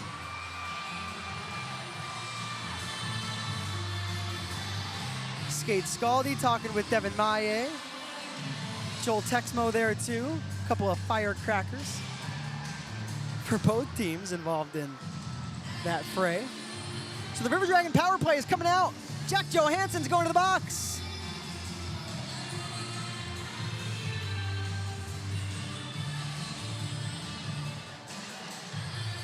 So Columbus goes to the Public's power play. They'll open up with Alex Storjahan. He takes the face off on each of his wings. It's Tyler Barrow and Cody Wickline. On the outskirts of the offensive zone, Kirk Underwood and Ryan Hunter, the sniper. Clearing attempt past the stick of Barrow and all the way down. Jack Johansson, number 91 on the blue line for Athens, takes the penalty. It's 2 minutes, a minor for interference. Columbus on the Public's power play in search of the game's first goal. A dump in from Underwood. A clear, though, from McPhail.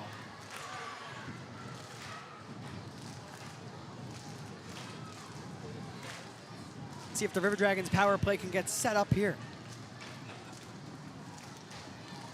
The entry successful. Hauled down and hooked a little bit was Wickline, no call. Meanwhile, down deep, it's Underwood. In front, Storjahan had his bid denied by McPhail and smacked off of the near window and out. Johansson in the box for another 60 seconds. Barrow, the center lane drive. Doherty 6'5", creates a lot of space. Storjohn shoots, caught out of the air by McPhail.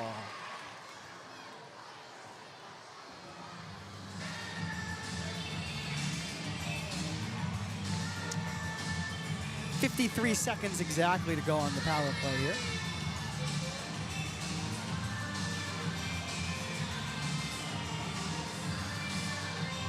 The River Dragons' 10-game winning streak, their longest since November 14th to November 29th, when the club won 7 straight games.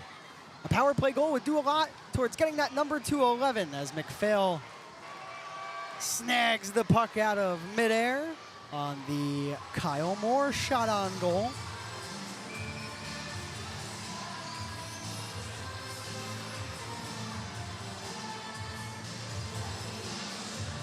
Power play goal coming up right here. I can feel it. Jemayev wins it back. Colton handles the puck off the hop. He shoots. Blocked by Jemayev. That stung him. Moore straight away switches places with Colton. The blast from Colton. McPhail the save. He's down. And a premature whistle. Carter McPhail did not have that puck.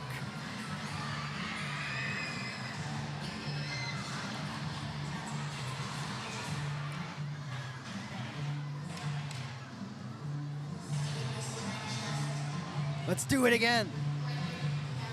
Can Jemayev win another clean draw? He does not. His stick broke on the faceoff, so he goes over to the bench and grabs a brand new one. 5 minutes into the second. The River Dragons on the Public's power play for another 15 ticks. This is Kyle Moore. Clean zone entry for number 15. Jemayev waits for the puck to come to him. We have a stop.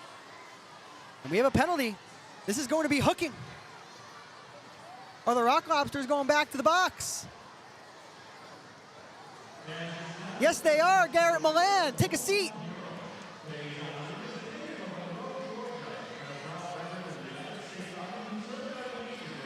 Milan to the sin bin. The River Dragons on a 5-on-3 for 9 seconds. When we come back, you're watching River Dragons hockey on the River Dragons Broadcast Network. Hey, grab me one too.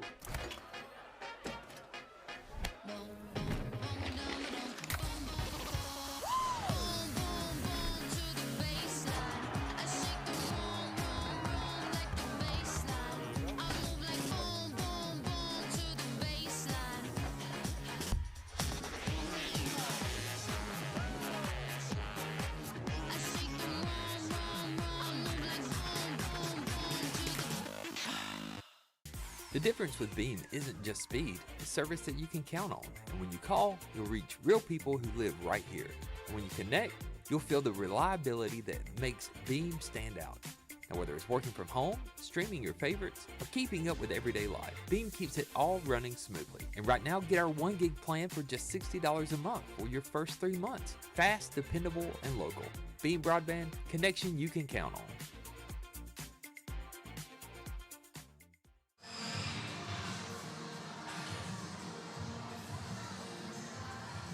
Shots on goal, 7-3. Good guys here in the second. 19-15, River Dragons for the game.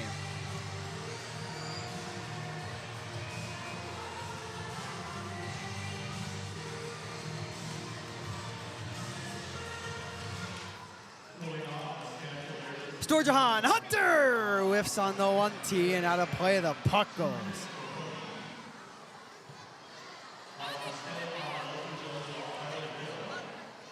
Two minutes for hooking onto Milan. Thank you to our friends over at Publix for bringing us this power play. With this being a morning game, I could definitely go for a chicken tender pup sub after the game. Actually, if I'm being honest, my guilty pleasure is the jerk turkey Gouda. All right, enough Liam food talk. We're moving on. The River Dragons will skate 5-on-4 now as the first power play, or first penalty rather, on the Rock Lobsters comes to an end. The dangle from Hunter, taken by the Rock Lobsters, cleared on net. Babin gets up and steers it for his forward, number 4. That's Alex Storjohn out of Anthem, Arizona. To the middle he comes. The puck bounces on Mack at the blue line. He'll whack it north. Underwood searches for support in Wickline. He's got it. A quick tap from Storjahan to Hunter. Numbers for the River Dragons. Hunter shoots. Rebound produced. The puck in the low slot and dumped out.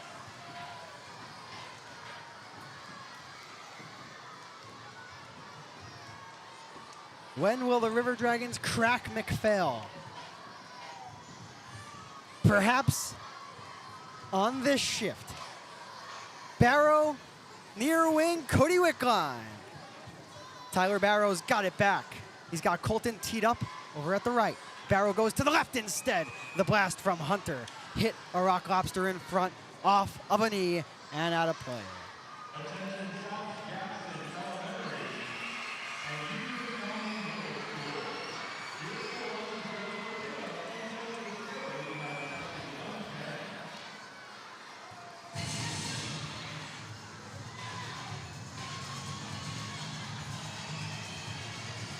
Still 43 seconds to work with on the Public's power play.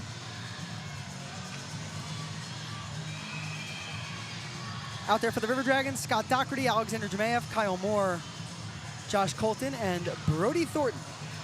And Jemayev, who takes the face-off at the dot, is on a 7-game point streak. Scored, of course, on Valentine's Day. Going top shelf on Ed Coffey.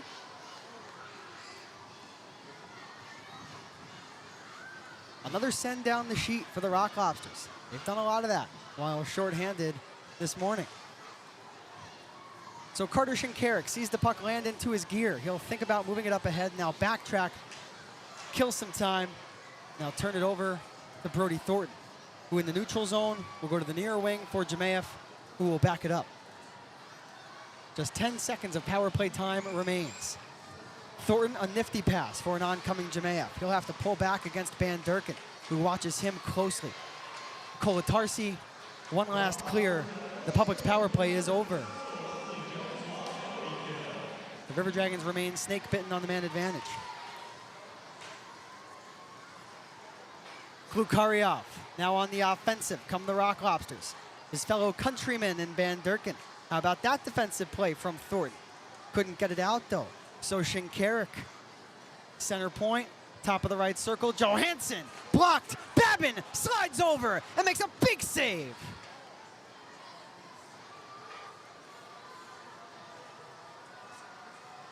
Van Durken will dish it. Johansson, who took the shot from the same spot just moments ago, will go down to the goal line instead. Doherty uses that big frame to clean it right up. Now the River Dragons will execute a partial line change, one that they could use. Johansson at the blue line. Did he keep it in? He did not. Blow that whistle. Faceoff will come outside of the line.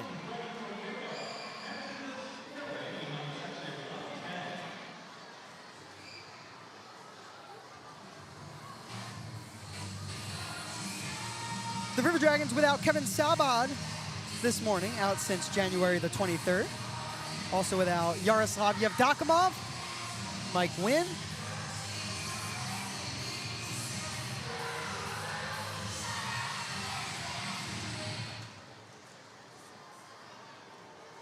so Kirk Underwood will have to skate and defend here. What a pass from the near corner.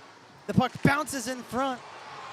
No chance for the Rock Lobsters, despite an Athens player going down. Meanwhile, skates Galdi for Joel Texmo. Texmo powers his way to the goal, takes a shoulder and goes headfirst into the end wall. A slapper from Galvin is a headhunter that just misses McPhail. Drifting straight away is Texmo. He got a tip from his brother, and McPhail went slipping and sliding and made the stop. How about another keep, this time by the captain, and McPhail makes the save. Took a slash, and now Johansson and Joel Texmo.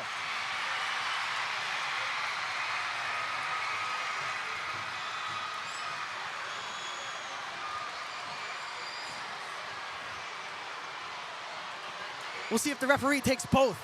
Right now, Joel, the only one skating to the box, which would be utterly insane. And now Joel with another shove, this time to Michael Greco. Right to his face. He may have earned himself another 2 minutes, we'll see. And you bet Greco was barking as Texmo was going off to the bench. You bet.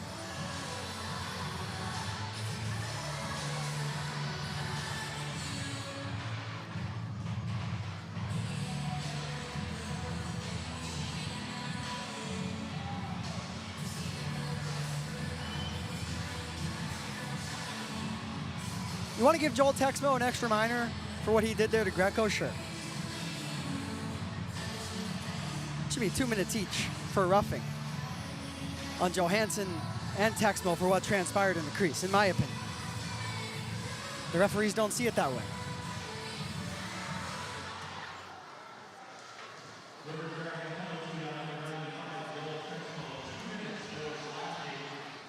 They're going to give Texmo a slash. Save made by Babin. And he poke checks the puck out.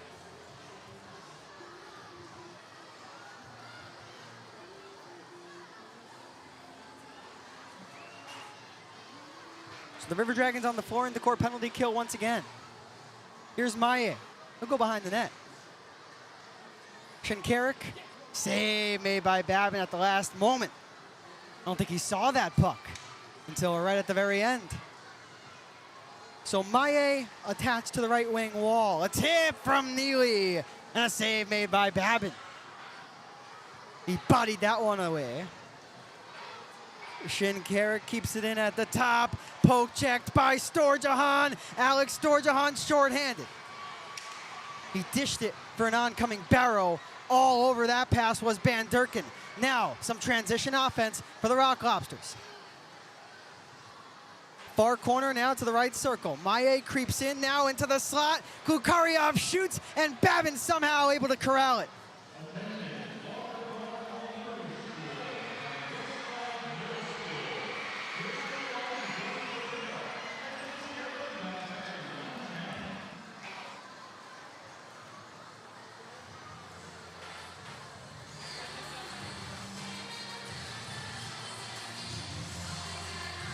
The River Dragons will be shorthanded for another 46 seconds. And going back to why Joel Texmo's in the box, I believe Jack Johansson got upset with Joel because of a potential extra whack onto Carter McPhail, and that extra whack is why Joel gets the slash. I suppose it makes sense. I'll have to go back and watch it. But to not send Johansson to the box at all, after he caught Texmo up high and then shoved him down to the ice, that's where my mind goes, but a little bit more understandable now than it was in the moment. So Croucher from behind his own blue line. He'll lead Garrett Milan into the zone, forces Babin to make a save, a juicy rebound let up. Doherty will pick that puck back up into his grasp, but he cannot clear. That puck was kept in nicely by number 3, Luke Croucher. The River Dragons shorthanded for another 10 ticks. They need one more clear here. Greco, the bank off of the boards. Milan. Left side, Paralat. Nothing got through to Babin. The stick lift defensively from Jemayev. Will he create enough time and space to clear? No. Paralat fakes the slapper, goes over to the left. The one-timer. Babin answers the call. The 4 in the core penalty kill is over. I believe the puck touched down by a high stick.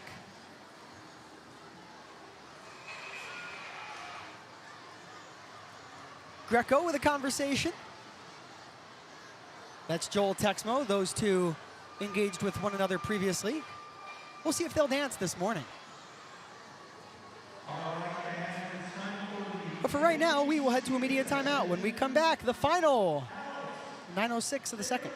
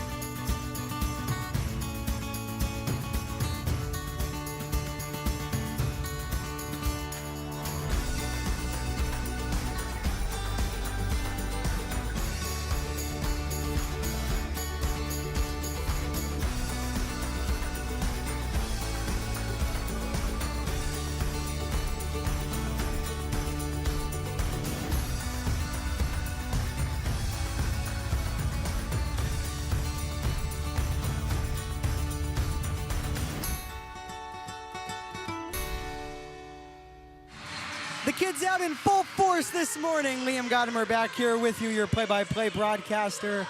Certainly an energetic atmosphere here in Athens as the River Dragons and the Rock Lobsters remain scoreless. 53 seconds past the midway mark of the hockey game. We're back to even strength. We've seen 47 combined shots this morning, 25 for the Rock Lobsters, 22 for the River Dragons. Neither team able to execute on the special teams. Joe Mack, though, will set it up. Quick shot from the outside. That's blocked. Jemayeff wrestles his man down to the ground. Kyle Moore there, left flank, and the airlift. How about that play by Kyle Moore without icing the puck? He lollipopped it all the way to the opposing goal. On the rush, the Rock Lobsters come in. Here is Leifers, a backhander, and that shovel may have glanced off of the helmet of the Dark Knight. Rock Lobsters still with the puck in the offensive zone. The reach from Maye. We'll keep that puck in for the moment. Can the captain, Kirk Underwood, with help from Kyle Moore, get the puck out?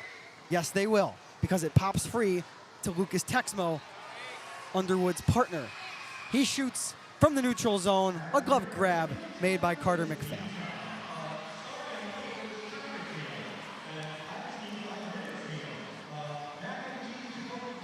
At this time, I'd like to give a special shout out to our friends over at the Peach Shopping Company.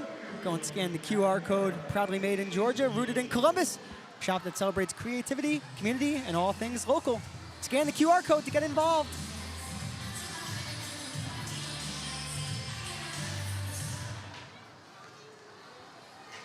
Play now back underway. This is Carter Shinkarik, number 14.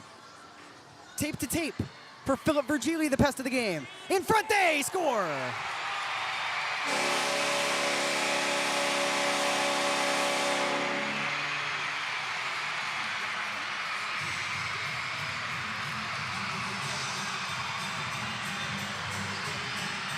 The best of the game strikes. It's Philip Virgili.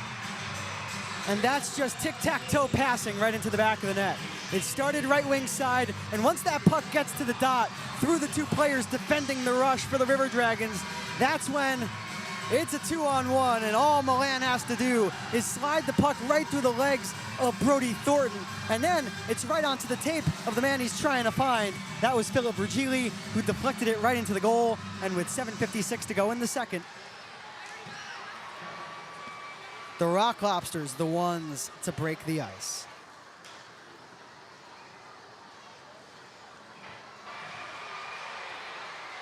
So Virgili, who had 36 points in 36 games entering play this morning, gets his 37th. There's an icing on the River Dragons.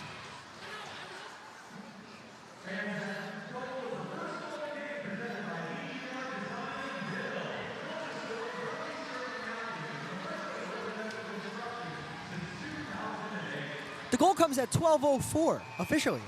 Scoring the goal is number 17. That's Philip Virgili, the forward out of Malmo, Sweden. Assisted by Garrett Milan and Jesse Lowell, number 27. The goal comes at even strength. And it's 1-0 Rock Lobsters as we have a false start on the faceoff. So let's do it one more time.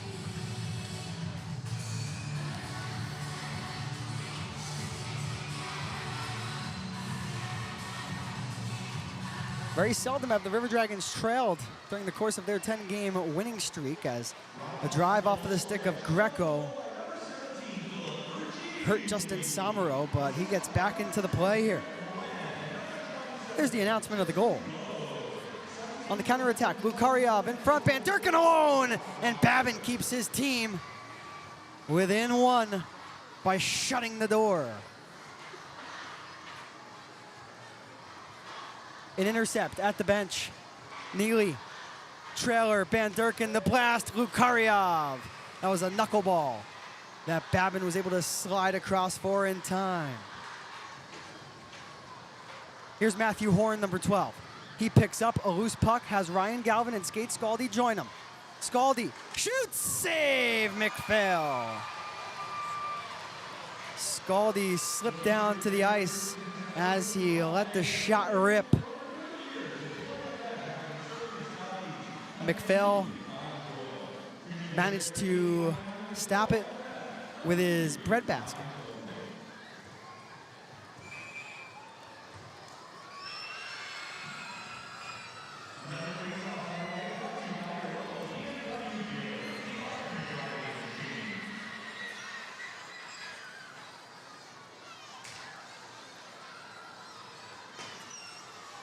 This game, not 1-0 for a lack of offense. 28-24 the shots. River Dragons being outshot 15-12 in the second period right now. So in the attacking end, this is Devin Maie to the goal. Babin, a blocker denial. You remember on Saturday night, it was a Trevor Babin blocker save that wound up as a goal for the River Dragons as Tyler Barrow takes a stick up high, but the play was whistled dead for an offside. The referee picks Barrow's stick back up for him. And as those two converge, Barrow wondering why there's no high sticking penalty against the Rock Lobsters.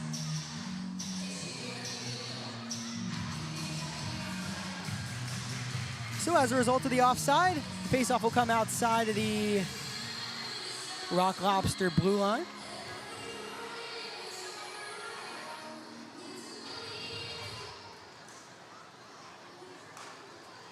On the ice for Columbus, Tyler Barrow, Alex Storjahan, Cody Wickline, Scott Doherty, and Josh Colton.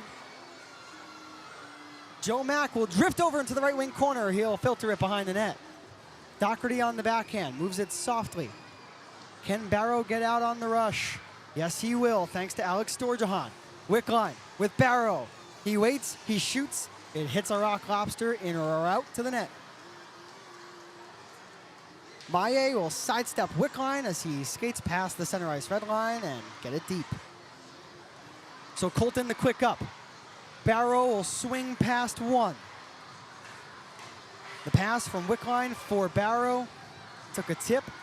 So Kolatarsi will start it up for Milan. Milan waits, fires, save, rebound, Babin. Got to that one too. The extra reach from Shinkarik keeps that puck in. Doherty has an opportunity to get it out, but up along the far side, Shinkarik was there to intercept. Now Milan, a drag move. He comes together with his opposite number in Wickline, still has the puck, turns and zips it over to the left wing corner. Finally, Wickline will get it past the line. This unit needs a change. Punching the puck right back in will be the Rock Lobsters. Doherty moves it up north. Storjahan, the lone forward, as a part of that line to not go off for a change. Neely will turn it the other direction. Neely, back pass. Kolatarsi misses the net. Babin stretches out to make a save, perhaps at the side of the net. 4.5 minutes to go here in the second. The Rock Lobsters still leading 1-0 on a second period goal from Philip Virgili.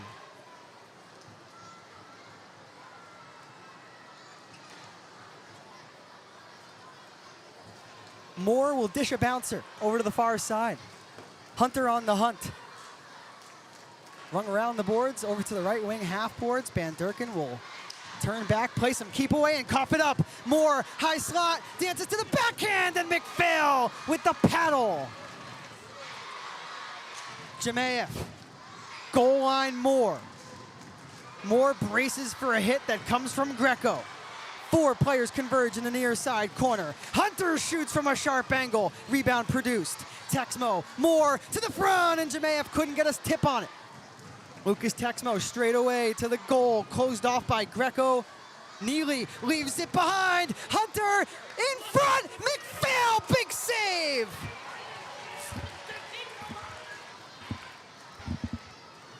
Oh, you couldn't have written up a better scoring chance for the Dragons to tie the game. It's like the 6th or 7th time I've looked up to the ceiling as out of play that puck goes. Carter McPhail showing exactly why he's been going up and down between the Federal Prospects Hockey League and the ECHL. That was a beauty. We'll be right back.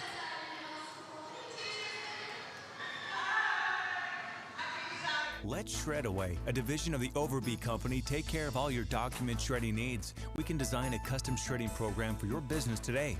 No need to purchase equipment, no maintenance expenses, no need to prepare records for destruction, increase employee productivity, increase security, no worry. Was it really destroyed?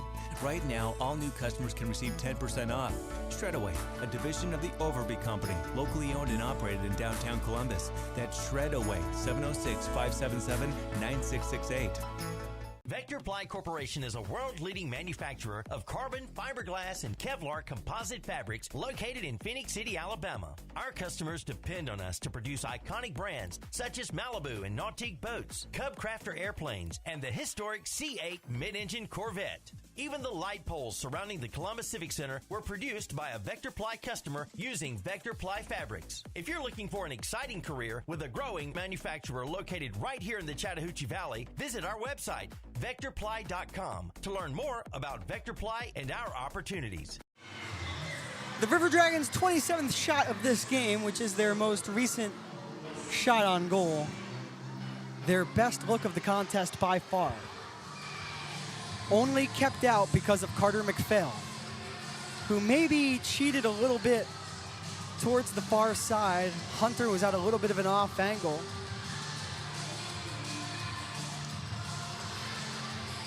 But Hunter put that puck on a platter, and McPhail kept this game at a 1-0 score.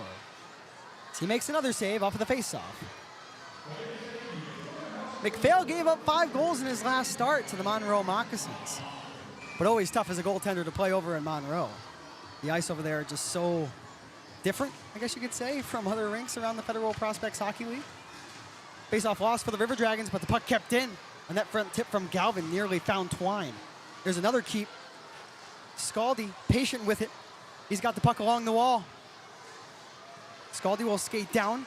He's double-teamed by a combination of Paralat and Mack. Galvin, a hound onto Paralat, but he'll move it north for Croucher. Croucher, Maillet, offside at the line.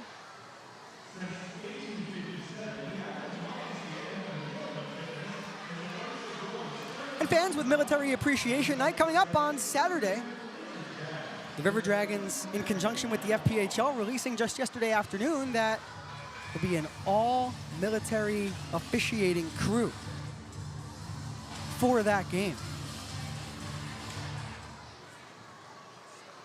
Just adding to what makes the night so special. A shout out to Paul Jean, the director of officiating over at the league, along with the River Dragons, for putting this together.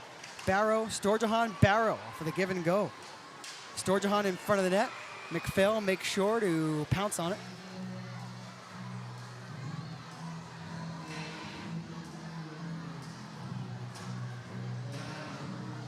And really, this second period, much like the first.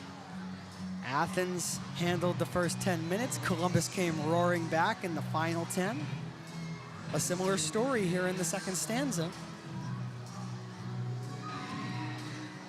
then talking to head coach Jerome Boom Boom Bichard, earlier this season, of course, the River Dragons starting the season on the road for the first 8 games. I think going into the locker room down 1-0 on the road in a hostile environment, especially playing in the morning, wouldn't be the worst place to be. Still a one-shot hockey game. But can Columbus keep it that way? Milan in front, tipped wide of the net. Rock Lobsters came close to extending their advantage from 1-2. Milan still with the puck. Storjahan backhands it out. Barrow gains the line onside.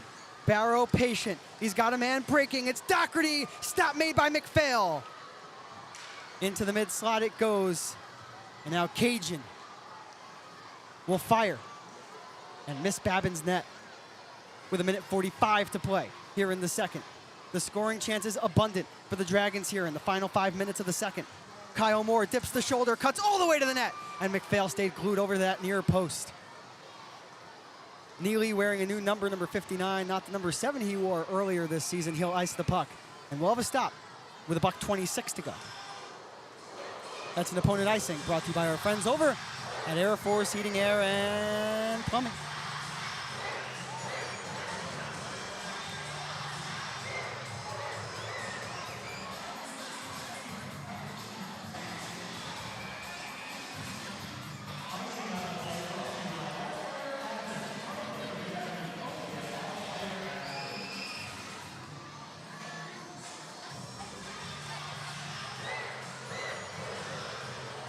Jemayeff opposes Van Durken.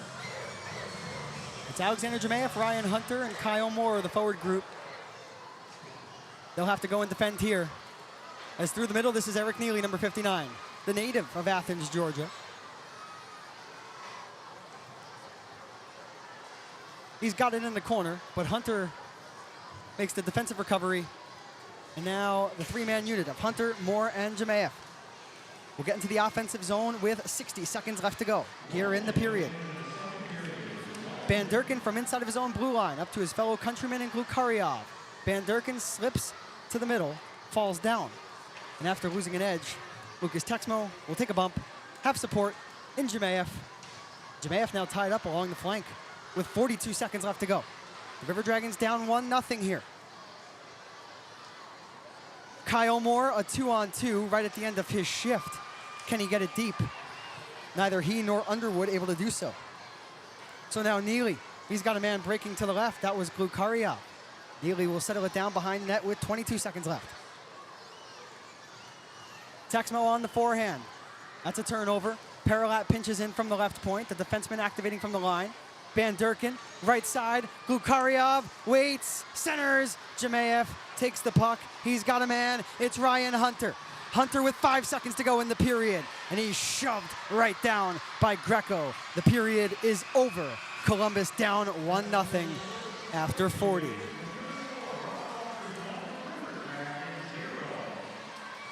The only goal of the game to Philip Virgili, who found the back of the net past the midway mark of the second stanza. River Dragons trail not for a lack of scoring opportunities. They trail because of Carter McPhail. Hey, that rhymed.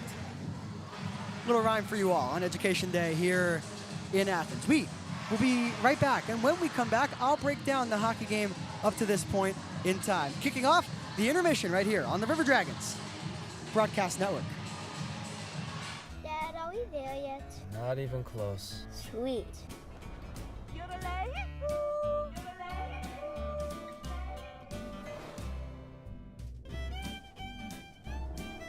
Have we gone too far?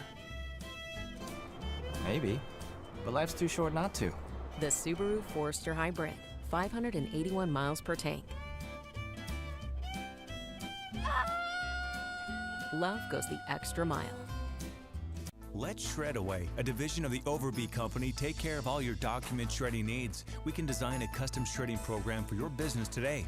No need to purchase equipment, no maintenance expenses, no need to prepare records for destruction, increase employee productivity, increase security, no worry. Was it really destroyed? Right now, all new customers can receive 10% off. Shredaway, a division of the Overby Company, locally owned and operated in downtown Columbus. That's Shredaway, 706-577-9668. Vector Ply Corporation is a world-leading manufacturer of carbon, fiberglass, and Kevlar composite fabrics located in Phoenix City, Alabama. Our customers depend on us to produce iconic brands such as Malibu and Nautique boats, Cub Crafter airplanes, and the historic C8 mid-engine Corvette. Even the light poles surrounding the Columbus Civic Center were produced by a Vector Ply customer using Vector Ply fabrics. If you're looking for an exciting career with a growing manufacturer located right here in the Chattahoochee Valley, visit our website, VectorPly.com, to learn more about Vector Ply and our opportunities. Every day we're on the road, dedicated to servicing our community and neighbors. At Air Force Heating and Air, we're committed to your family's comfort all year round. Whether you need repairs, maintenance, or new system installation, the Air Force team is here for you, residential and commercial. Plus, we offer duct cleaning and sealant services, air quality and virus protection, and plumbing. Call Air Force Heating and Air today. Serving you is our top priority.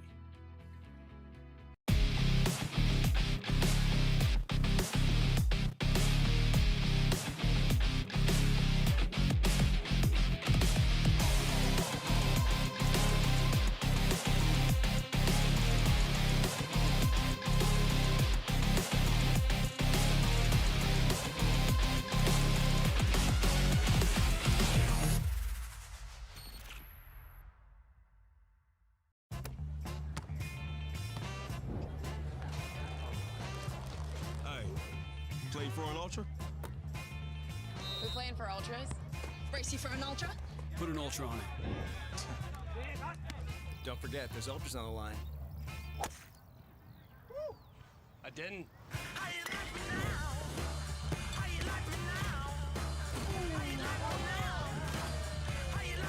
Michelob Ultra, superior like beer. Back here at the Athens Ford Arena, Liam Godimer back here with you, 15:23 and counting. Left to go here in the second intermission until the puck drops on the third, with Columbus trailing 1-0 in their 10-game winning streak on the line. Let's talk about the game up to this point, because despite the Rock Lobsters being ahead, it's been evenly matched right from the start, where in the first period we had 5 combined penalties. The shots were 13-12 in favor of the Rock Lobsters, and no goals. Come the second, that's when the goal scoring would begin. Well, let's talk about the penalties first and foremost. At 3:18, it would be Jack Johansson, number 91. He plays on the back end for the Athens Rock Lobsters. He went off for interference. So the River Dragons had a chance on the man advantage. They did not end up scoring. Then at 5:10, it would be Garrett Milan who would go off for a hook. The River Dragons, obviously, with no goals after 40, did not find the back of the net on that power play either. The first and only penalty against the River Dragons in that second period came at 8:42 when Joel Texmo went off for a slash. This was an interesting sequence in which Texmo had come together with the goaltender Carter McPhail. I'll have to go back and watch the replay. Perhaps there was an extra whack from Joel on to the goaltender's glove hand.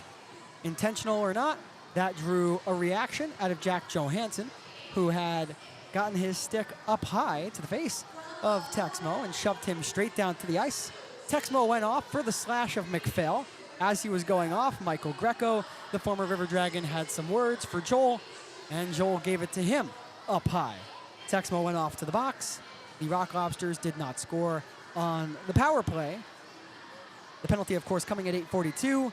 The Rock Lobsters' goal, though, came at 12:04, shortly after the power play, so perhaps the man advantage gave Athens some momentum as they continued to skate at even strength.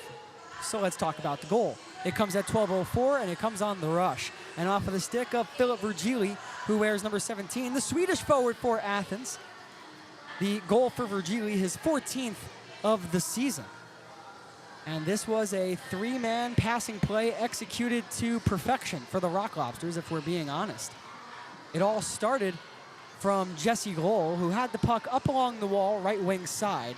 There was some traffic between him and Milan, who was at the bottom of the near circle.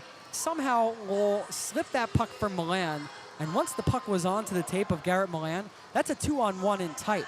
And all Milan has to do is slip that puck through the vacated space underneath Brody Thornton and tipped directly into the goal by Virgili, who made no mistake putting the home side up 1-0. Once again, the goal coming at 12:04. The goaltenders threw 40. Carter McPhail has made 30 saves on 30 shots, while on the other side, Trevor Babin, just like he did on Saturday night, made 30 saves on 31 shots, with still 20 minutes yet to play here at the Athens Ford Arena. The shots on goal leaders, first for the Rock Lobsters. They are led by Gleb Van Durken and Philip Virgili, who have 4 shots on goal each. The River Dragons, they are led by Ryan Hunter, who has 6 shots on net. He got off to a fast start in terms of getting the puck on net this morning, and he has carried that through the first 2 periods of play. Alex Torjahan has 4 shots, and Kyle Moore has 5. The best scoring chance of the opportunity for the River Dragons in this game came in the second period, when Eric Neely, the veteran hybrid player assistant coach for the Rock Lobsters, he overskated the puck. He left it completely behind, and it was a 2-on-1. Maybe that's being even a little bit too generous. It was a 2-on-0 for Ryan Hunter, who had picked up the puck right at the outer edge of the left circle in the offensive zone, so he didn't have the best angle to the cage. The right play from Hunter would be to pass that puck across in pursuit of a net front tip and not take that shot, which is exactly what Hunter did. And Carter McPhail just somehow, some way, got his pad to that puck, kept it out, and kept the score as a result at 1-0. We'll be right back to the Aikens Ford Arena. When we return, we'll take another look at the standings entering play today around the Federal Prospects Hockey League.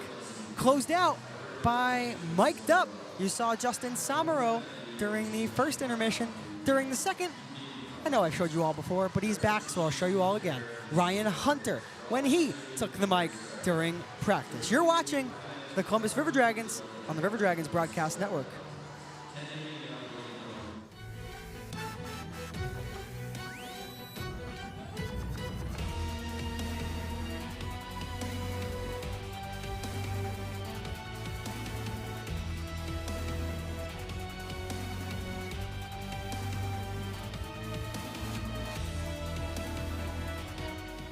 Hey, grab me one too.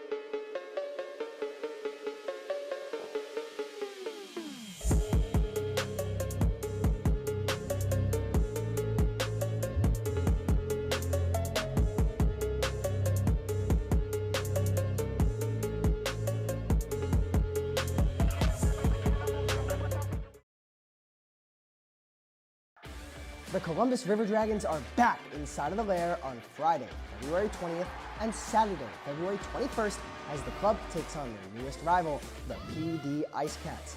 The puck drops at 7:35 p.m. on Friday for Health and Wellness Night. Then, on Saturday, we are honoring those who served with our Military Appreciation Night, with the game set to begin at 7:05 p.m. Get your tickets at the Columbus Civic Center box office or by visiting ourdragons.com. Vector Ply Corporation is a world-leading manufacturer of carbon, fiberglass, and Kevlar composite fabrics located in Phoenix City, Alabama. Our customers depend on us to produce iconic brands such as Malibu and Nautique boats, Cub Crafter airplanes, and the historic C8 mid-engine Corvette. Even the light poles surrounding the Columbus Civic Center were produced by a Vector Ply customer using Vector Ply fabrics. If you're looking for an exciting career with a growing manufacturer located right here in the Chattahoochee Valley, visit our website, VectorPly.com, to learn more about Vector Ply and our opportunities. Oh my cheese. The new OM Cheeseburger from Applebee's. We took our juicy all-beef patty, melty American cheese, crispy applewood smoked bacon, spicy honey mustard, and fries, and put it on a sizzling skillet of cheese. So push the cheese, pull the cheese, love the cheese. Too much cheese? Never. Applebee's new OM Cheeseburger for $11.99, also on our 2 for $25 menu. 7 minutes on the clock in the intermission as the River Dragons and the Rock Lobsters get set to play the third period. Athens up 1-0 here on home ice, and it is the Rock Lobsters that lead the Continental Division, entering play this morning with 84 points, just 1 point ahead of the Monroe Moccasins, who the Rock Lobsters have beaten in their previous 2 games. They're on a 3-game winning streak, 2 of those wins in Monroe against the Moccasins, including a 4-goal third period in which they were down 2-0 in game 1 of 2 last weekend against the Moccasins. They win both games. As a result, they are in first place. Monroe, as I touched on just a second ago, they are in second place with 83 points. The River Dragons, they are at 75 points, but they have work to do if they'd like to keep the Rock Lobsters off of the standings board by the end of the afternoon. They're down 1-0. Athens already with a 9-point advantage in the standings. So Columbus needs to get themselves a win somehow, some way, as a result of coming back in the third period if they want to continue their hopes of perhaps winning the Continental. In fourth, that's the PD Ice Cats. They have 48 points. They trail the River Dragons by 27 points entering play today, while the Twin City Thunderbirds, they're 2 points behind PD. In sixth, Baton Rouge, they have 30 points, 12 points ahead of the worst team statistically in the FPHL, that being the Biloxi Breakers. The Empire, the Binghamton Black Bears, they have 100 points, trailed by a new team though, Topeka Scarecrows, who have now overtaken that second spot from the Port Huron Prowlers. That fourth spot in the Empire, Blue Ridge holds on to it. They have a 13-point edge on to Danbury, 19 points up on Watertown, and well ahead of the Indiana Sentinels, who find themselves in last. That's your look at the standings entering play today.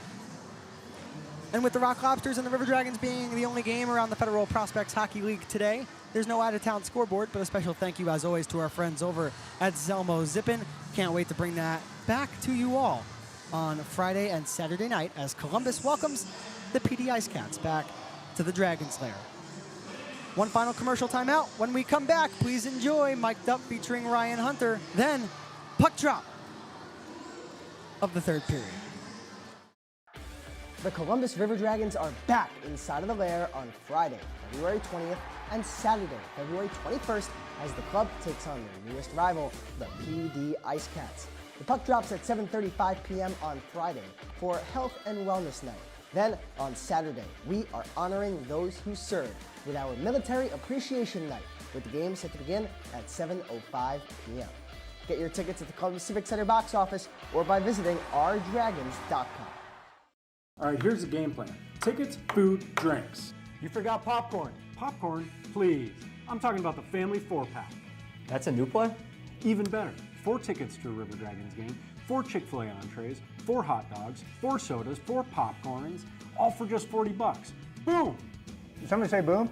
Coach, can families run that play too? Only if they act fast. Clock's ticking. The family 4-pack, 4 tickets, $40. We'll see you at the rink. Let's go, Dragons. Sorry, I have no one to talk to yet. Oh, I got a hold of that one. And what's your middle name? Thomas.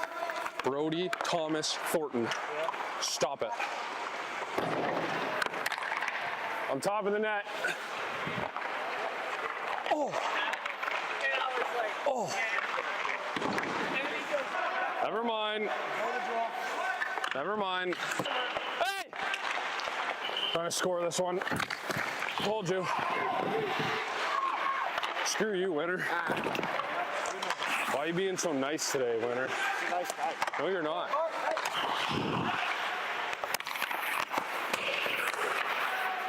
Yes! How about that one? It's all right, Babs. Maybe then you'll have the next one. Hey, you're not supposed to be wearing that helmet. No, Wix always wears that one. That's really good tape, Jackie. Really good tape. All right, bye, guys. Thanks, bud. Ow. Hey. Hey. Knock that off. I don't know, pay attention and maybe you'll know the drill. Hey, someone else call. I don't know.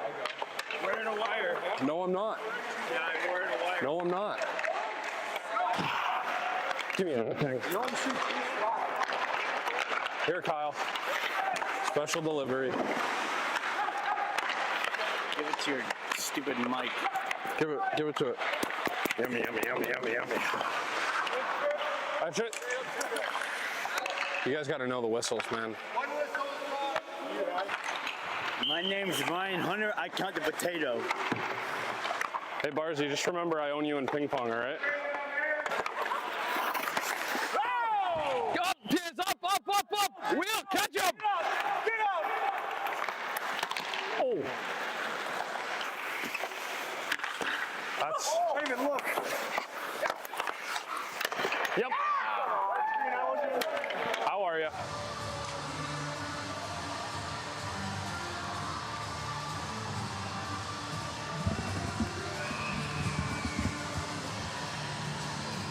20 minutes on the clock. Both teams on the sheet. The Columbus River Dragons and the Athens Rock Lobsters for the final regulation period of hockey this afternoon.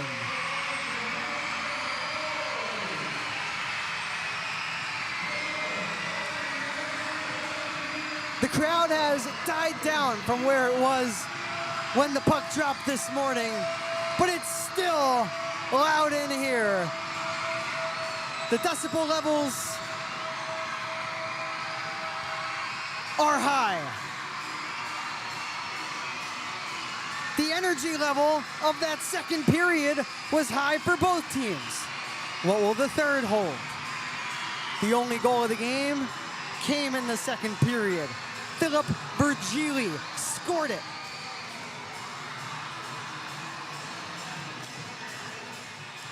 That's the only goal of the contest up to this point in time. The River Dragons in this third period will skate from left to right, wearing their white uniforms with the black and teal letters and numbers along the back and on the sides. While the Rock Lobsters, they will attack from right to left, wearing their light blue uniforms with the black numbers along the back and on the sides, and the white letters on the back of the uniform. The two teams will be skating at even strength. The River Dragons open up with the unit of Alexander Jemayev. He wears number 71. He has a 7-game point streak on the line. On each of his wings, well, one of those players is Kyle Moore, who wears number 15. He's a forward out of Charlotte, North Carolina. The other forward, that's Ryan Hunter, number 88. He has been red hot since returning from the ECHL South Carolina Stingrays. On the back end, that's Kirk Underwood, your captain out of Littleton, Colorado. Paired up, as always, with the 20-year-old rookie blue liner out of Minnesota, Ontario. That's Lucas Texmo, playing alongside his brother Joel, who's on the bench to begin the period. In the net, that is Trevor Babin. His nickname, the Dark Knight. He hails from Philadelphia, Pennsylvania. He has made 30 saves on 31 shots through 40 minutes. The scene's set. It's Alexander Jemayev and Garrett Milan at the center ice faceoff dot. The puck is dropped. We are underway. The Rock Lobsters take possession. This is Liam Gadamer saying, it's go time on the third as Hunter misses the net, left side on McPhail. We are 12 seconds into the period. A pass across the ice. Shinkarik will shovel it down low.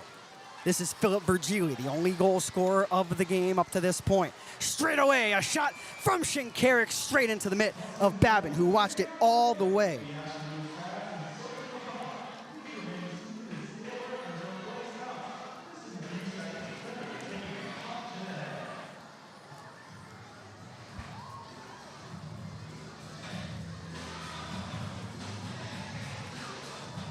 Hunter Jemayev and Moore head off, replaced by Barrow, Storjahan, and Wickline.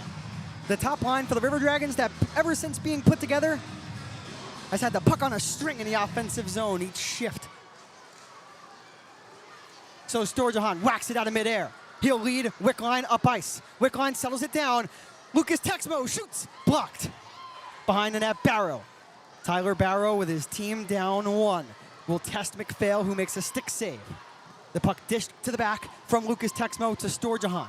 His pass for Underwood goes awry, but how about that play by the captain to keep it in? Not once, not twice, but 3 times. Barrow, blue line, Texmo. He'll bank it off of the boards, letting it go intentionally to Barrow is Wickline. He's got it back from number 8. Lucas Texmo activates from the line. He'll pass it off for Barrow. He'll dangle around 1. Pirouette away from traffic. Out high, Wickline shoots, save McPhail, he drops it, and Lucas Texmo unable to poke it in with the goaltender for the Rock Lobsters. Having some trouble with the biscuit.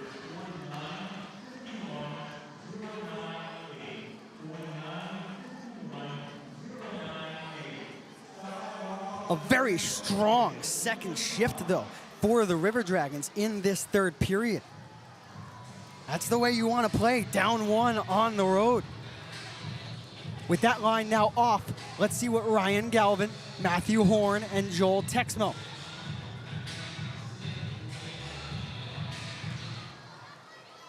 Tie up on the draw. Horn gets a bid to the net. It's blocked by Jack Johansson, who will now turn away from Galvin. Now he has Horn to contend with. The clearing attempt does bounce past Colton, but not past the line. The active stick of Colton applies pressure onto a Rock Lobster. Out to the neutral zone it goes. Despite taking a bump, though, Doherty able to get it down. If you're just joining us, we're a minute 40 into the third. Columbus trails 1-0 to Athens with their 10-game winning streak hanging in the balance. Mack, a back pass, skate to stick. Johansson, caught by Babin.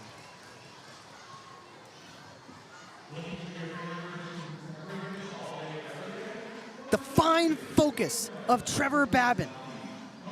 Unreal. I had a chance to talk to Trevor about just that. I'm chatting on the Chattahoochee. The reason why it has not come out yet, Trevor wants to watch it.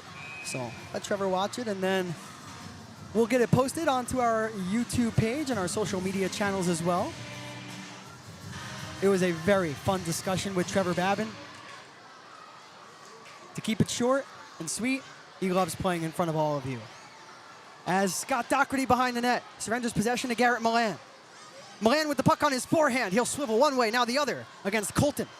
He'll go down the boards for Philip Virgili, the goal scorer. Virgili takes a lap around the net. Pressured by Galvin, through the legs of Johansson, the puck goes onto the stick of McPhail, who nearly coughs it up for the second time in this game. A loose puck for Virgili. He hit the helmet of Babin. Babin smacked it right down with his lid. Virgili's got it back. He gains the line. Maye kicks it for Cajun. Cajun drifts to the outside. He'll send it down low. Doherty with the puck on his forehand. Moore takes a hard bump to the back, remains on his skates. Falling down is Maye. No call. Jemayev looks to both referees. Neither has their hand up. We'll take that. 2:55 into the third. Shots 33-32. This game an example of how close these two teams are to one another. As Dustin Paralat, it's good to see Paralat back out there. Paralat, of course, earlier this season took one of the biggest hits of the year from Dominik Marcinkiewicz of the PD Ice Cats, earned Dominik's suspension. It did not look good in the moment. It's real good to see Paralat back out there skating once again. Here's Kyle Moore, number 15.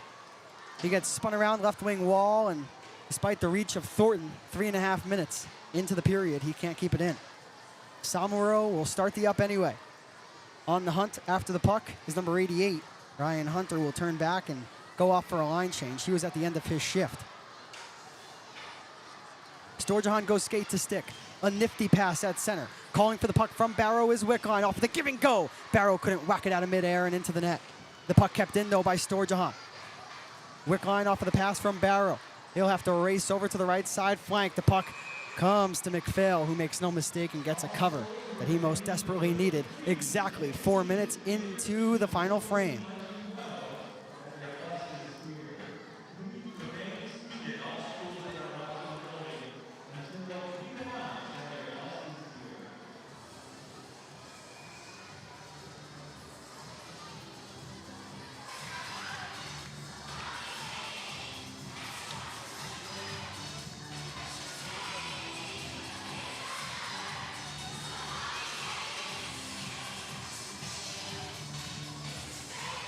Face-off wins, Storjahan shoots. McPhail makes the stop.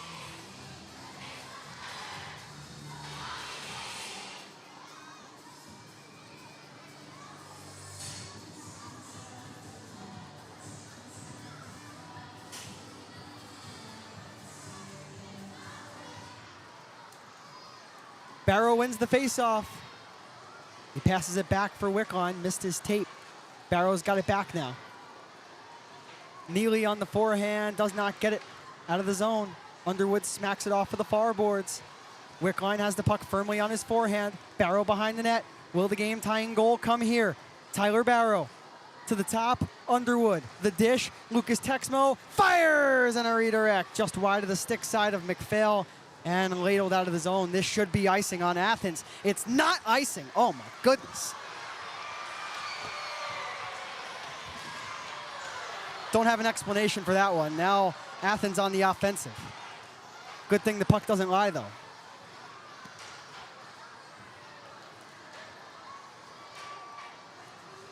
We play on. Croucher reaction. Carrick will swing it straight into the grasp of Scaldi. Here we go. Scaldi to the middle. Van Durken, though, overtakes. Man, the defensive awareness of Gleb Van Durken. It makes all the difference sometimes.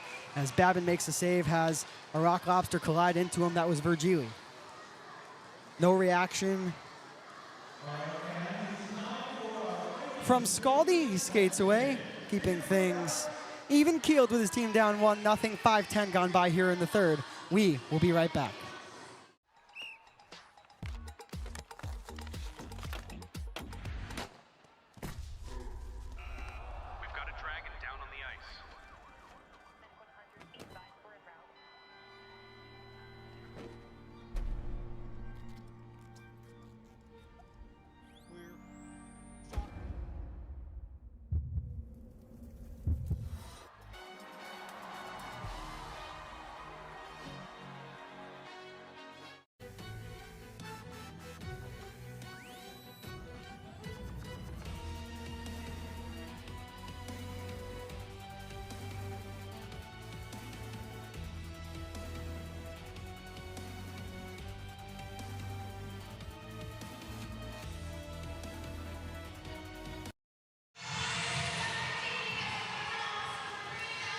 Will the River Dragons break through in the final 14:50 of the third?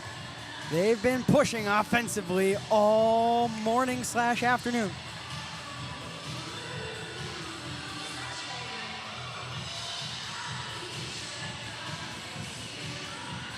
The faceoff comes to the stick side of Trevor Babin.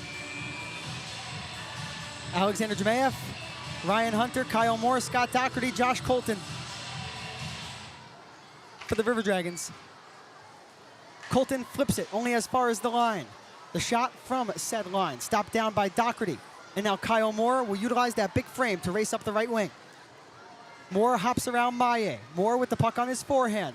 He goes to the slot for Hunter, who did close the skates, but the puck took a bounce off of his blade. That went right back into the grasp of Athens. But now Jemayev. He'll dish it back for Doherty. Scott Doherty, 6'5", the blue liner. Playing on defense, a forward. Normally played some defense last year for head coach Bouchard.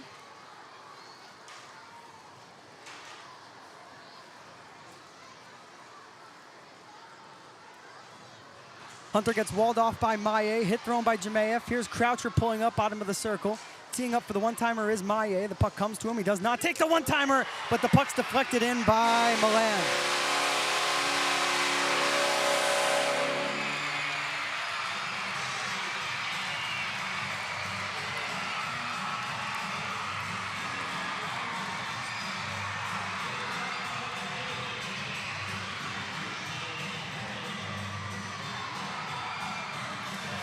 Devin Maye leading the line, so perhaps it is his goal. It's 2-0 Athens with 13:52 to go in the third.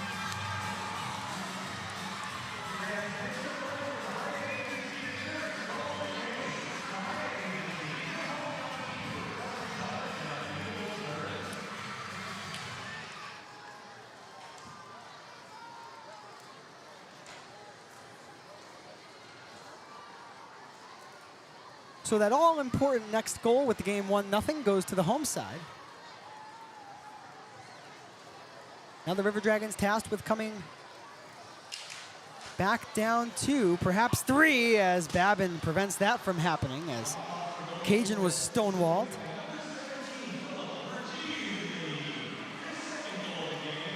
They're going to give the goal to Virgili. Perhaps Virgili was in front of the net alongside Garrett Milan. Delayed offside on the River Dragons, so Joel Texmo can't touch the puck. So Greco behind the net. He'll wheel away. Greco the stretch to center. Breakaway, Jesse Lowell. What a glove save made by Trevor Babin.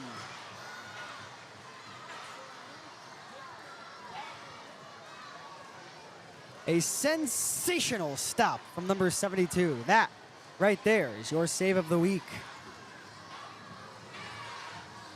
Unless Trevor Babin and or Tyler Roy can one-up that save either on Friday or Saturday night. But I don't know. That was a beaut.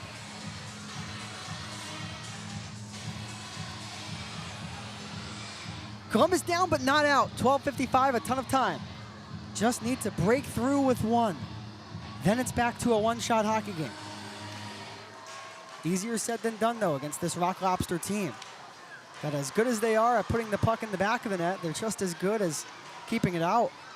As Storjahan, the center lane drive, he'll fire. Blocked. He gets to his own puck. Puck high over McPhail's cage. Wickline in a board battle. It's won by Athens. They'll get it out to the center ice logo. Lowell drops it off. And Kolatarsi will smack it into the zone. 12:25 and counting left. We have a penalty. Underwood got rocked around there.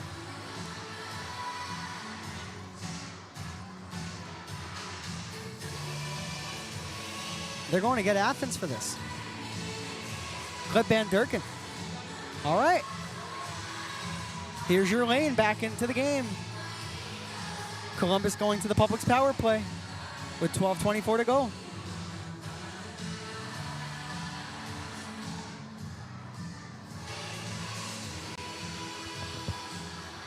You can make this a 2-1 score with 10 minutes and change left to go, which would be how much time is left. If Columbus could score on this power play, things get a lot more interesting. But a clear for the Rock Lobsters to kick off this man advantage for Columbus. We'll see exactly what the penalty was for to Gleb Van Durken. It's a high stick, taken at 7:36. Offensive zone gained by Kirk Underwood. There's a scrum in the near side corner. Underwood digs it out. Barrow fires. Save made. McPhail is down, and the puck hops over the stick of Hunter. McPhail was out of the play. Storjahan, right wing side, Barrow. Barrow pulls up. Storjahan fires, hits the back glass. Behind the net it goes. Wickline digging. He comes away with it. Coughs it up, and Leafers will toss it. Babin stops it down halfway through the power play. The River Dragons need one here with 55 seconds left on the man advantage. Tyler Barrow, right wing side, Scott Doherty, all 6'5" of them. A back pass for Hunter. He settles it down, double teamed. Cannot keep it moving down the wall. He was double teamed, then he was triple teamed. Leafers a 2-on-1 with Mack. His pass went awry. Barrow scoops it up. He's been out there for all 90 seconds so far of this power play. Storjahan, left wing side, Barrow, Hunter scores! The River Dragons finally break through, and it's Ryan Hunter with a power play goal.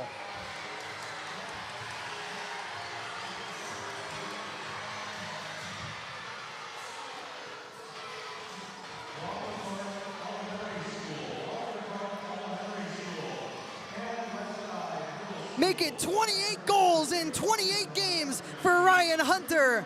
That one, his league-leading 13th power play tally.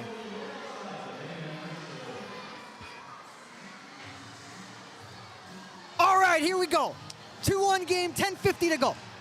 It's exactly what I talked about at the beginning of the power play. You score on the man advantage. You have more than half the period to find the back of the net one more time to even this game up. Brody Thornton with a block. What a good start. Jemayev up the ice. Kyle Moore. One hands it to himself. Moore shoots. Rebound produced. Save made by McPhail on Galvin. He closed up the 5-hole, and it nearly leaked through him.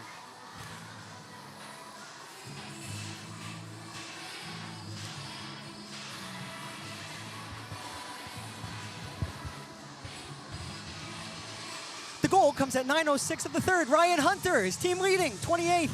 Or excuse me, not his team leading 28th. Barrow has 31. 28 in 28 games for Ryan Hunter, assisted by Barrow and Storjahan on the power play. As out of play, the puck goes after that bid from the faceoff. So Ryan Hunter entering this morning's game had 6 goals in his last 3 games played. He now has 7 and 4, or 7 and 3 3/4. Sure. Quick math on the fly, not my specialty. Justin Sommerhill can't keep it in at the right point. He loses his twig in the process. Meanwhile, Van Durkin, right side, skate to stick, parallel at Babin. Able to make the save at the far post.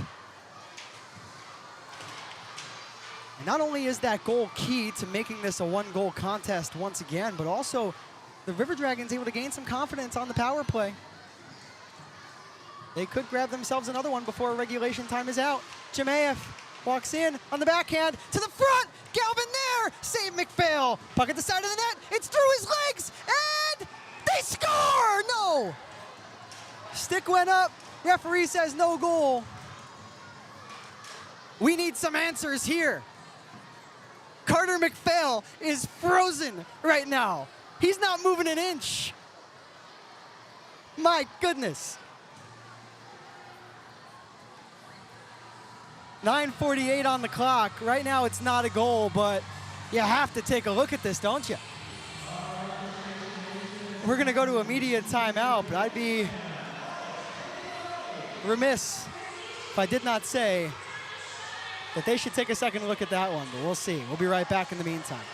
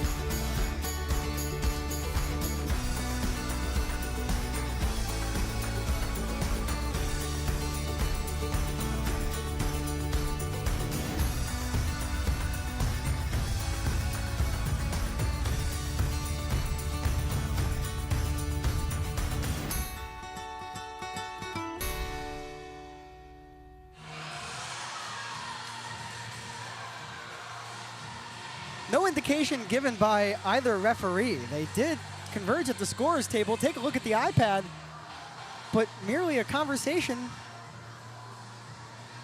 between the officials and each head coach. The score still says 2-1 on the scoreboard.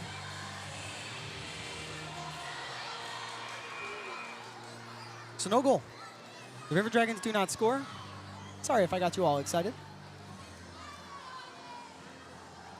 But from my angle, that puck went in. I saw a couple of sticks raised. Still 2-1 though. Clean face-off win for Alexander Jemayev. Kyle Moore, Lucas Texmo goes skate to stick. Defended well by Philip Virgili. Behind the net, Lucas still with the puck. Now he's double teamed, trying to draw a penalty. Behind the net, getting crunched up into the end wall, a River Dragon. Going skate to stick will be Lucas. One-timer Moore, rebound loose, save McPhail. Jemayev gets all wrapped up. Not sure how there's not a penalty there of some sort. And now, the Rock Lobsters will get it out to the middle. Up along the near wing. This is Luke Croucher, who takes a spill as he came together with Underwood. Whiffing on the one-timer is Leafers. 3-on-2. Headmanned by Hunter. Hunter. Offside. Whistled down at the line. That, I don't know. Ryan Hunter in disbelief. Kyle Moore and Lucas Texmo, who are also on the rush, seem frustrated. That one, in my opinion, a little too close to call. I'm not down there at ice level.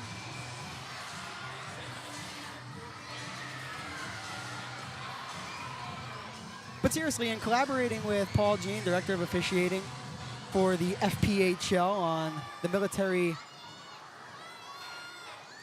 night extravaganza that the River Dragons will be putting forth. It's great to work with him and talk about the officiating in the league, which has been very good. As Doherty, he's tripped up. That's a penalty if I've ever seen one. You talk good about the refs, and the refs give you a power play. You see, that was the plan the whole time. Leafers to the sin bin, all 6'5" of Eli. Smacks his stick in frustration. River Dragons to the power play. They can tie the game with a PPG. The power play, as always, proudly brought to you by our friends over at Publix. Please deliver a jerk turkey and Cuda sub to the press box here in Athens. Just kidding. I mean, if you want, you can. I got to get out of here quickly. I got to catch the bus. Hopefully we have some overtime where the River Dragons take this one in regulation. Still need the game tire, though, before we get to talking about that. Leafers with the most clear-cut trip you'll ever see. That's why he's sitting in the box.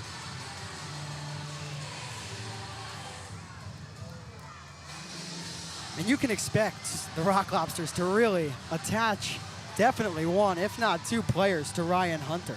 That's how lethal he is. Wickline will try to win it back to him. He wins it back, but not to Hunter. He wins it to Underwood. Here's Tyler Barrow. Straight away, Underwood. The blast from Hunter is blocked. Multiple players fall down. Columbus able to keep it in the attacking zone as a result with 8:20 to play and 20 seconds elapsed on the man advantage. Storjahan settles it down. He's patient with the biscuit. Atop the right circle, Hunter. The blast from Underwood, blocked. Left wing corner, Barrow smacks it off of the wall. Underwood's got it back. Underwood, Barrow, left dot. That hit a man in front. Now the Rock Lobsters have a chance to clear, and they can't. Barrow stops it down. Barrow walks in, shoots. That didn't miss the stick side of McPhail by much. It's coming, folks. I can feel it. Underwood, Barrow, Storjahan, Hunter. Oh, a dangerous cross-check to the back of Ryan Hunter. He goes head first into the boards. Hunter got right back up. That is what matters most. You know what also went right up? The referee's arm. 5-on-3 for the Dragons for 59 seconds.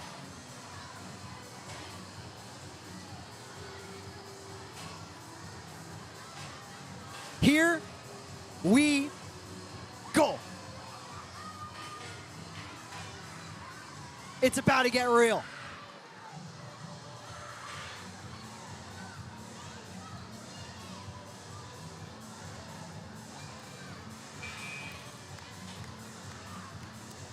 Five on three for 59 seconds. Wickline takes the face-off. He needs this one. Lowell wins it, but the River Dragons with the numbers advantage will all collide into the far corner. Columbus calling for a whistle. Finally, they get one.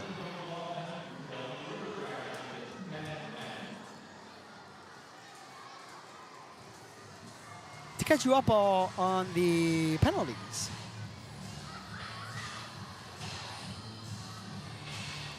The penalty goes to Luke Croucher, number 3, 2 minutes for cross-checking.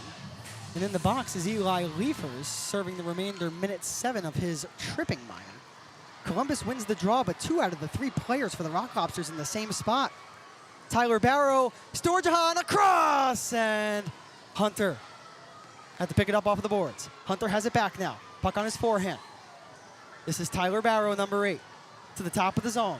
Leading goal getter in the FPHL. The blast from Hunter, and what a save made by McPhail. Hunter on the backhand, down the boards. Wickline, Storjahan. Storjahan, Barrow. Barrow, Hunter scores! This game is tied, and it's Cody Wickline!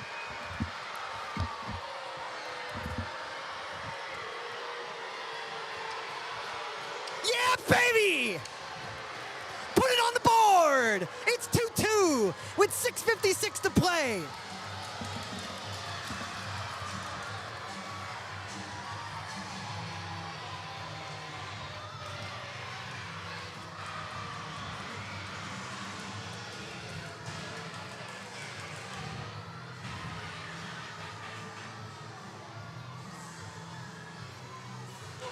took the shot.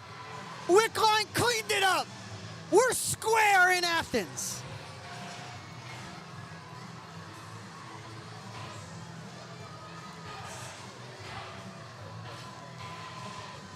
The River Dragons have stormed back in the third period with 2 power play goals.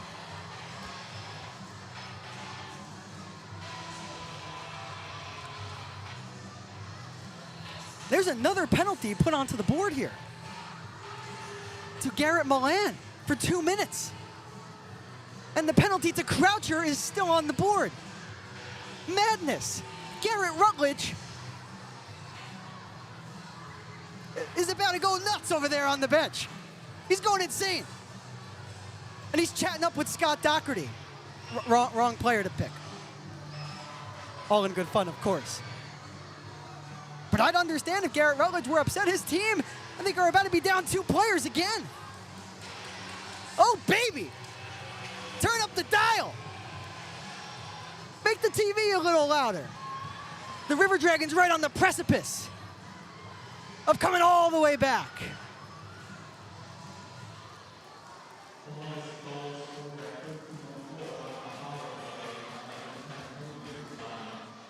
So I will keep you all posted on the penalties, but right now it's a 5-on-3 for the River Dragons. Milan is in the box. The score is 2-2.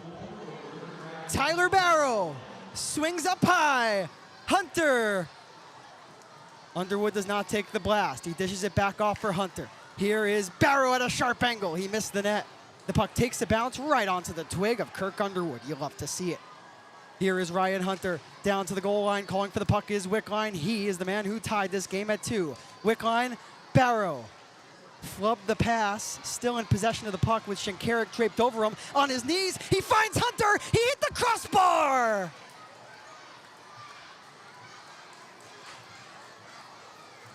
What a sensational pass from Tyler Barrow on his knees, right onto the tape of Ryan Hunter. Oh my goodness. What a game. I hope you're all enjoying at work. This is the best Wednesday ever. How can you make it better? Well, we'll see if it comes in the final 6:09. Don't want to jinx anything here.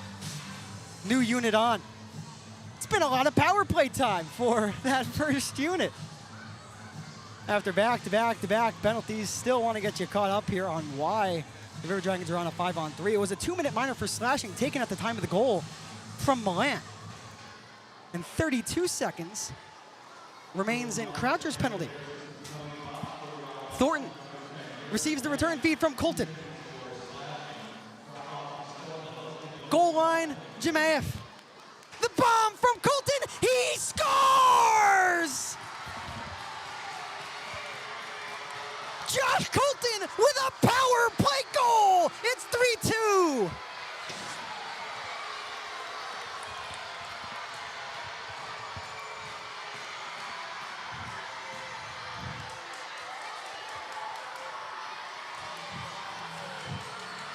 For Josh Colton, that's his 7th of the season.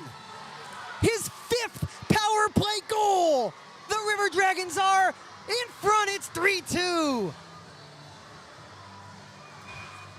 And they're still on the power play.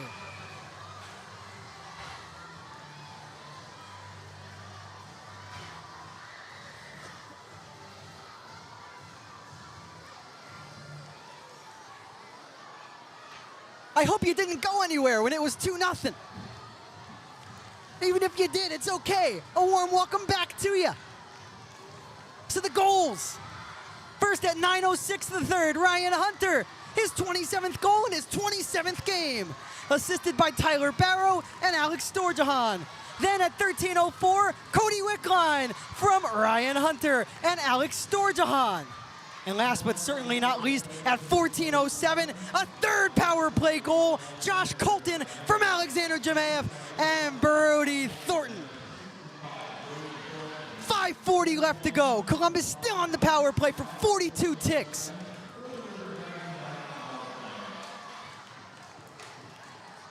Moore will ring it around the boards, past the stick of McPhail, who is now stunned in the goal crease.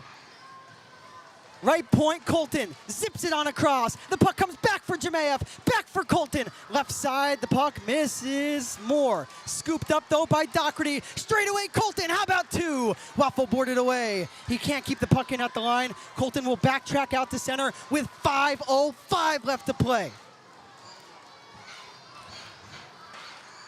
Moore takes a hit to the back from Johansson. Right there behind them is Scott Doherty. 15 and 13 behind the net. The puck kept in by 71 and 6. That's Lucas Texmo shooting, getting down and making a save with his stick and letting up a juicy rebound is Carter McPhail, who was perfect just moments ago. Now he has given up 3. 40 saves on 43 River Dragons shots this morning for Carter McPhail, while on the other side, Trevor Babin 36 for 38. Garrett Milan dances around one.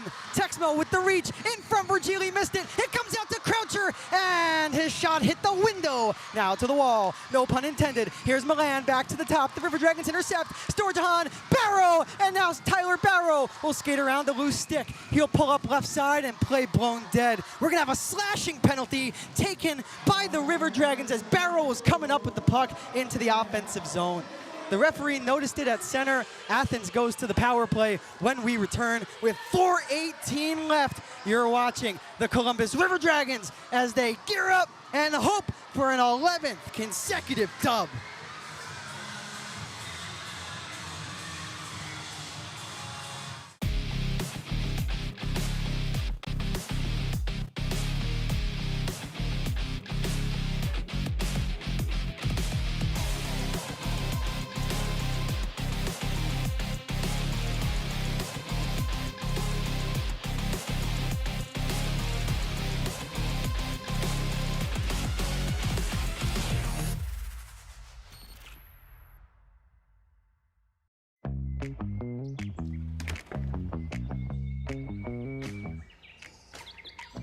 Didn't think termites were up this early.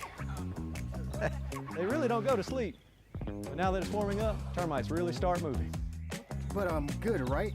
Oh yeah, you're good. Don't worry about pests this spring. Call Cooks, and you'll already be a step ahead of them. Looky, looky, looky, here comes Cookie, Cooks Pest Control. 4:11 left to go. The River Dragons shorthanded. Kyle Moore goes to the box. 2 minutes for a slash. One of several slashes called down by the officials this morning. Most of those came in the first. This one, though, comes in the third. A third period in which the River Dragons have scored 3 times on the power play, executing the special teams to perfection. Face-off win for the Rock Lobsters. Killing this penalty will do a lot in winning this game in regulation. Here is Neely, one-timer, missed the net. That was Van Durken who took the shot. Columbus on the floor and decor, penalty kill. They've had a lot of experience on the floor and decor penalty kill this afternoon. Bodes well for the biggest one of the game, which is right now. And Underwood, leading by example, clears all the way down, and he will hustle right to the bench and grab a line change.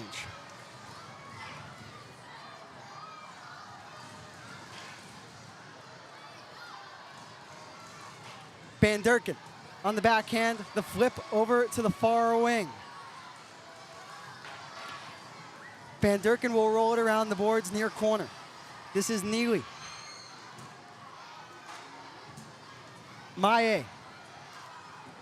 Left side, the captain, that is Carter Shinkarik. Maye, goal line, Lukaryov. Loading up is Shinkarik. Instead, they go to the back door for Van Durken. Neely scoops it up off the wall. He shoots. That glanced off the skate of Babin. He may have kissed the iron with his skate and gave it a little bit of a hickey, too, as the puck goes up over the boards and out of play.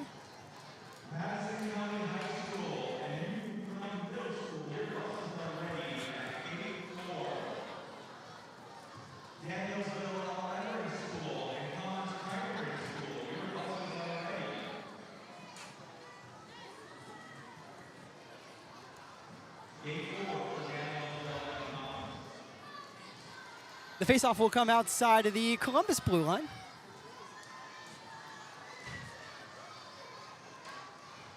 30 seconds remains on the minor penalty to Kyle Moore, number 15. One more clear needed. Shinkarik pressured. He'll go down the flank. Milan to the outside, a shot into the catching glove of Trevor Ballard.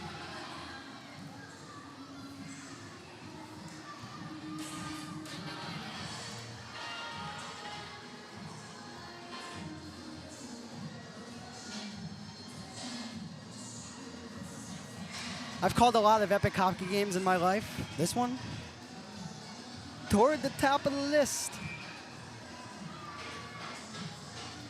Selfishly, I love calling a road game. I love being at home, but calling a road game and be able to take the life of the crowd just out of it, oh God, nothing beats it. Nothing beats it. And yes, this place, and they score, they've tied it.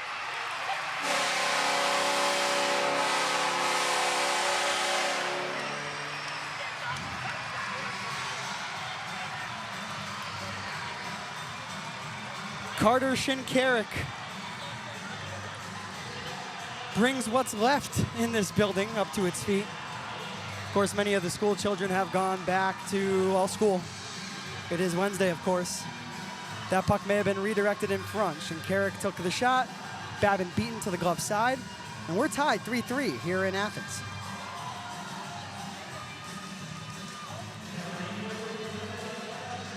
.233 left. Now the momentum squarely in the grasp of the Rock Lobsters. Cajun, a backhander, over the cage. See what I did there? Wickline with Storjahan and Barrow. Around the boards it goes, past McPhail, roll. Will squeeze it past the blue line, backhanding it right in through the legs of both Wickline and Barrow is Colton with 2:10 left to go. And remember, these two teams played. As here's Wickline, a slapper save. Interrupted me, not a bad thing. Two teams played a game that went past regulation earlier this season in this building, a 7-6 shootout win for the Rock Lobsters. These two clubs 1 minute and 48 seconds away from overtime. Greco to the middle. Lucas Texmo. He's pressured big time by Glukariov. Jemaev there, the centerman and the veteran, makes the defensive play. The puck on his forehand, Moore streaking up ice. He's got him. Kyle Moore, left side, fires, scores!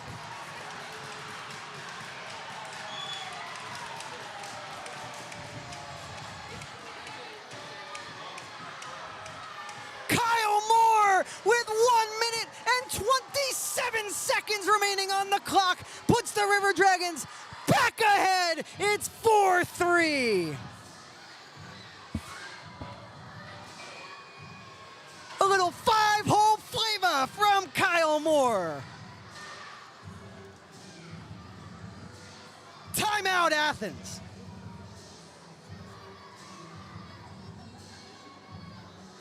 Oh, the ebbs and flows of this one. It's 4-3 Dragons.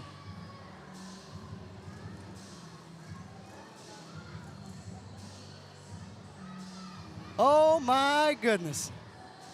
Making 4 goals in this final frame for the River Dragons. The Rock Lobsters tied the game up at 3. Well, that was short-lived. The goal for Shinkarik came at 17:27. The Crustaceans thought they had come back and tied the game. They thought. Shinkarik, the tally, he took it from the line. The assist went to Joe Mack. There was no secondary helper on the goal. Perhaps it was redirected. Does not matter. Shinkarik gets the goal. Then at 18:32, Kyle Moore from Alexander Jemaev and Lucas Texmo. And not to be lost in that goal is Lucas Texmo inside of the defensive zone under a ton of pressure against some bigger players. He got support in Alexander Jemaev, the centerman who came back, head up, found Kyle Moore, and Moore slipped it through the 5-hole of McPhail. And the River Dragons, they lead 4-3. They are less than 90 seconds away from winning their 11th in a row. Stoppage of play.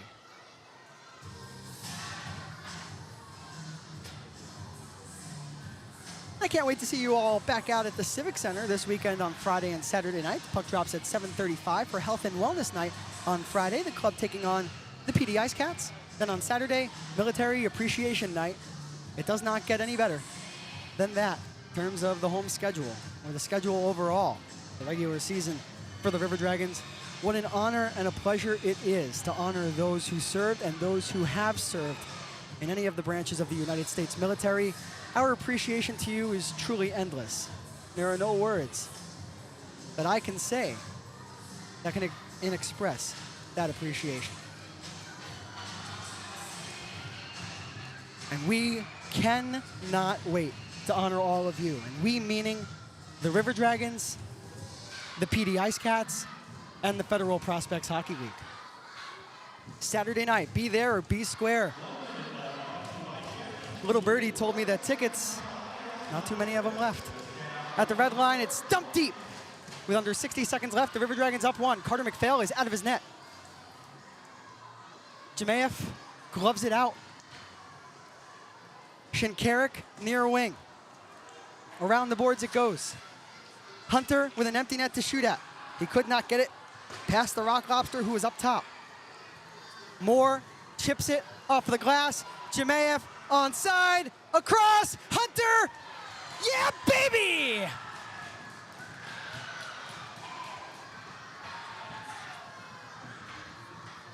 The River Dragons take a 5-3 lead with 26.6 ticks on the clock. And the fans here at the tank heading for the exits.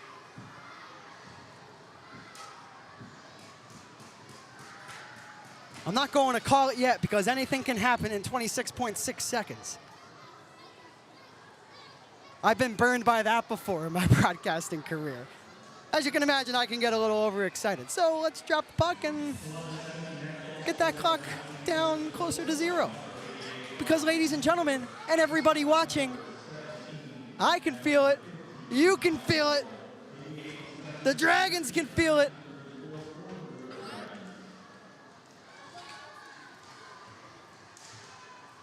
"20 seconds left. Joel Texmo into the O-zone. One last hit onto Jack Johansson. He shoves him right into the flank. With some speed, Croucher, he pulls up. Galvin, Scaldi, puck intercepted by Croucher with 2 seconds. Make it 11 wins in a row for the River Dragons.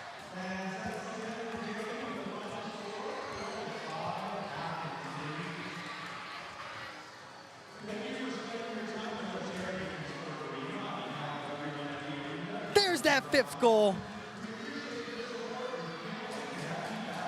Hugs all the way around for Trevor Babin.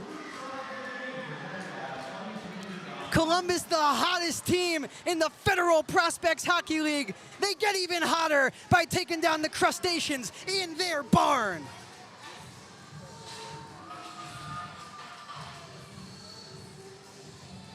This is going to be one fun bus ride home.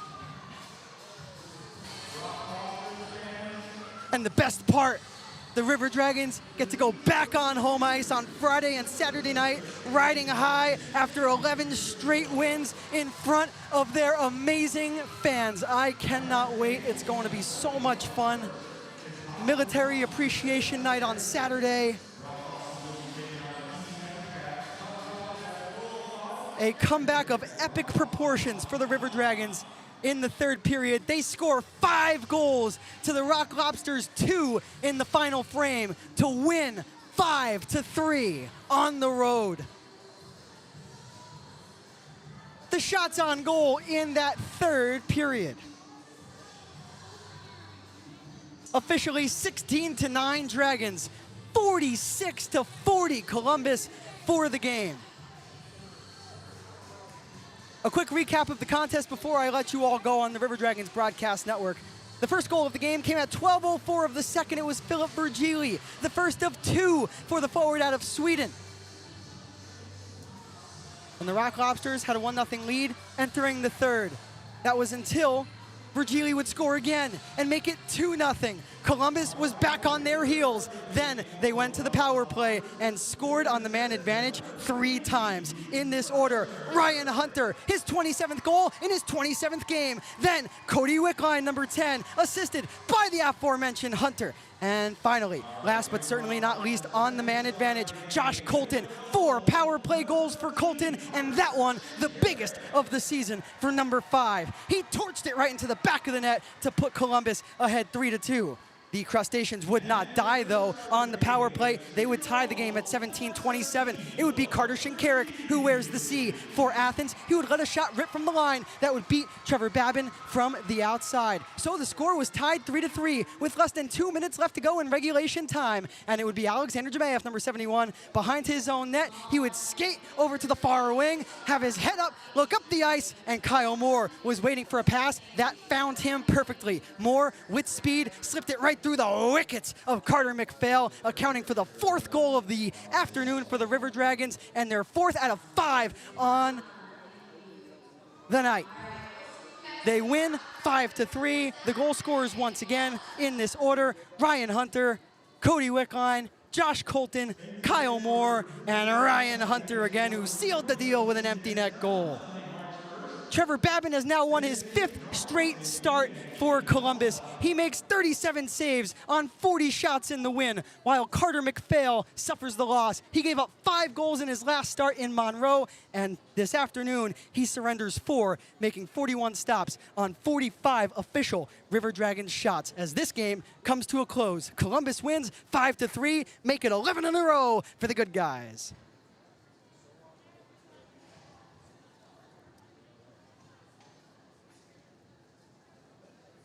So with the regulation win, the River Dragons improved to 23-11, 3-2-1. They now have 78 points. They are 6 points behind the Athens Rock Lobsters, though Athens still does have 3 games in hand. While the Rock Lobsters, with the regulation loss, they fall to 24-7, 0-3-3. They remain at 84 points and right at the top of the Continental Division.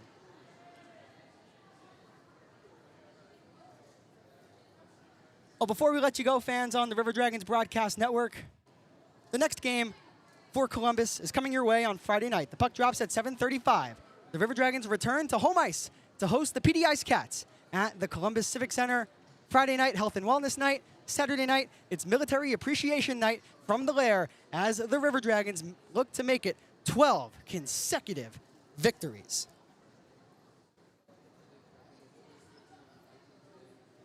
Well, that just about wraps up coverage of Columbus River Dragons hockey this afternoon. My name is Liam Godimer. For everybody that watched along on YouTube Live and Sporfy, thank you so much. Until next time, which, as I mentioned, is Friday night at the Lair. Stay safe, stay well, and as always, let's go River Dragons.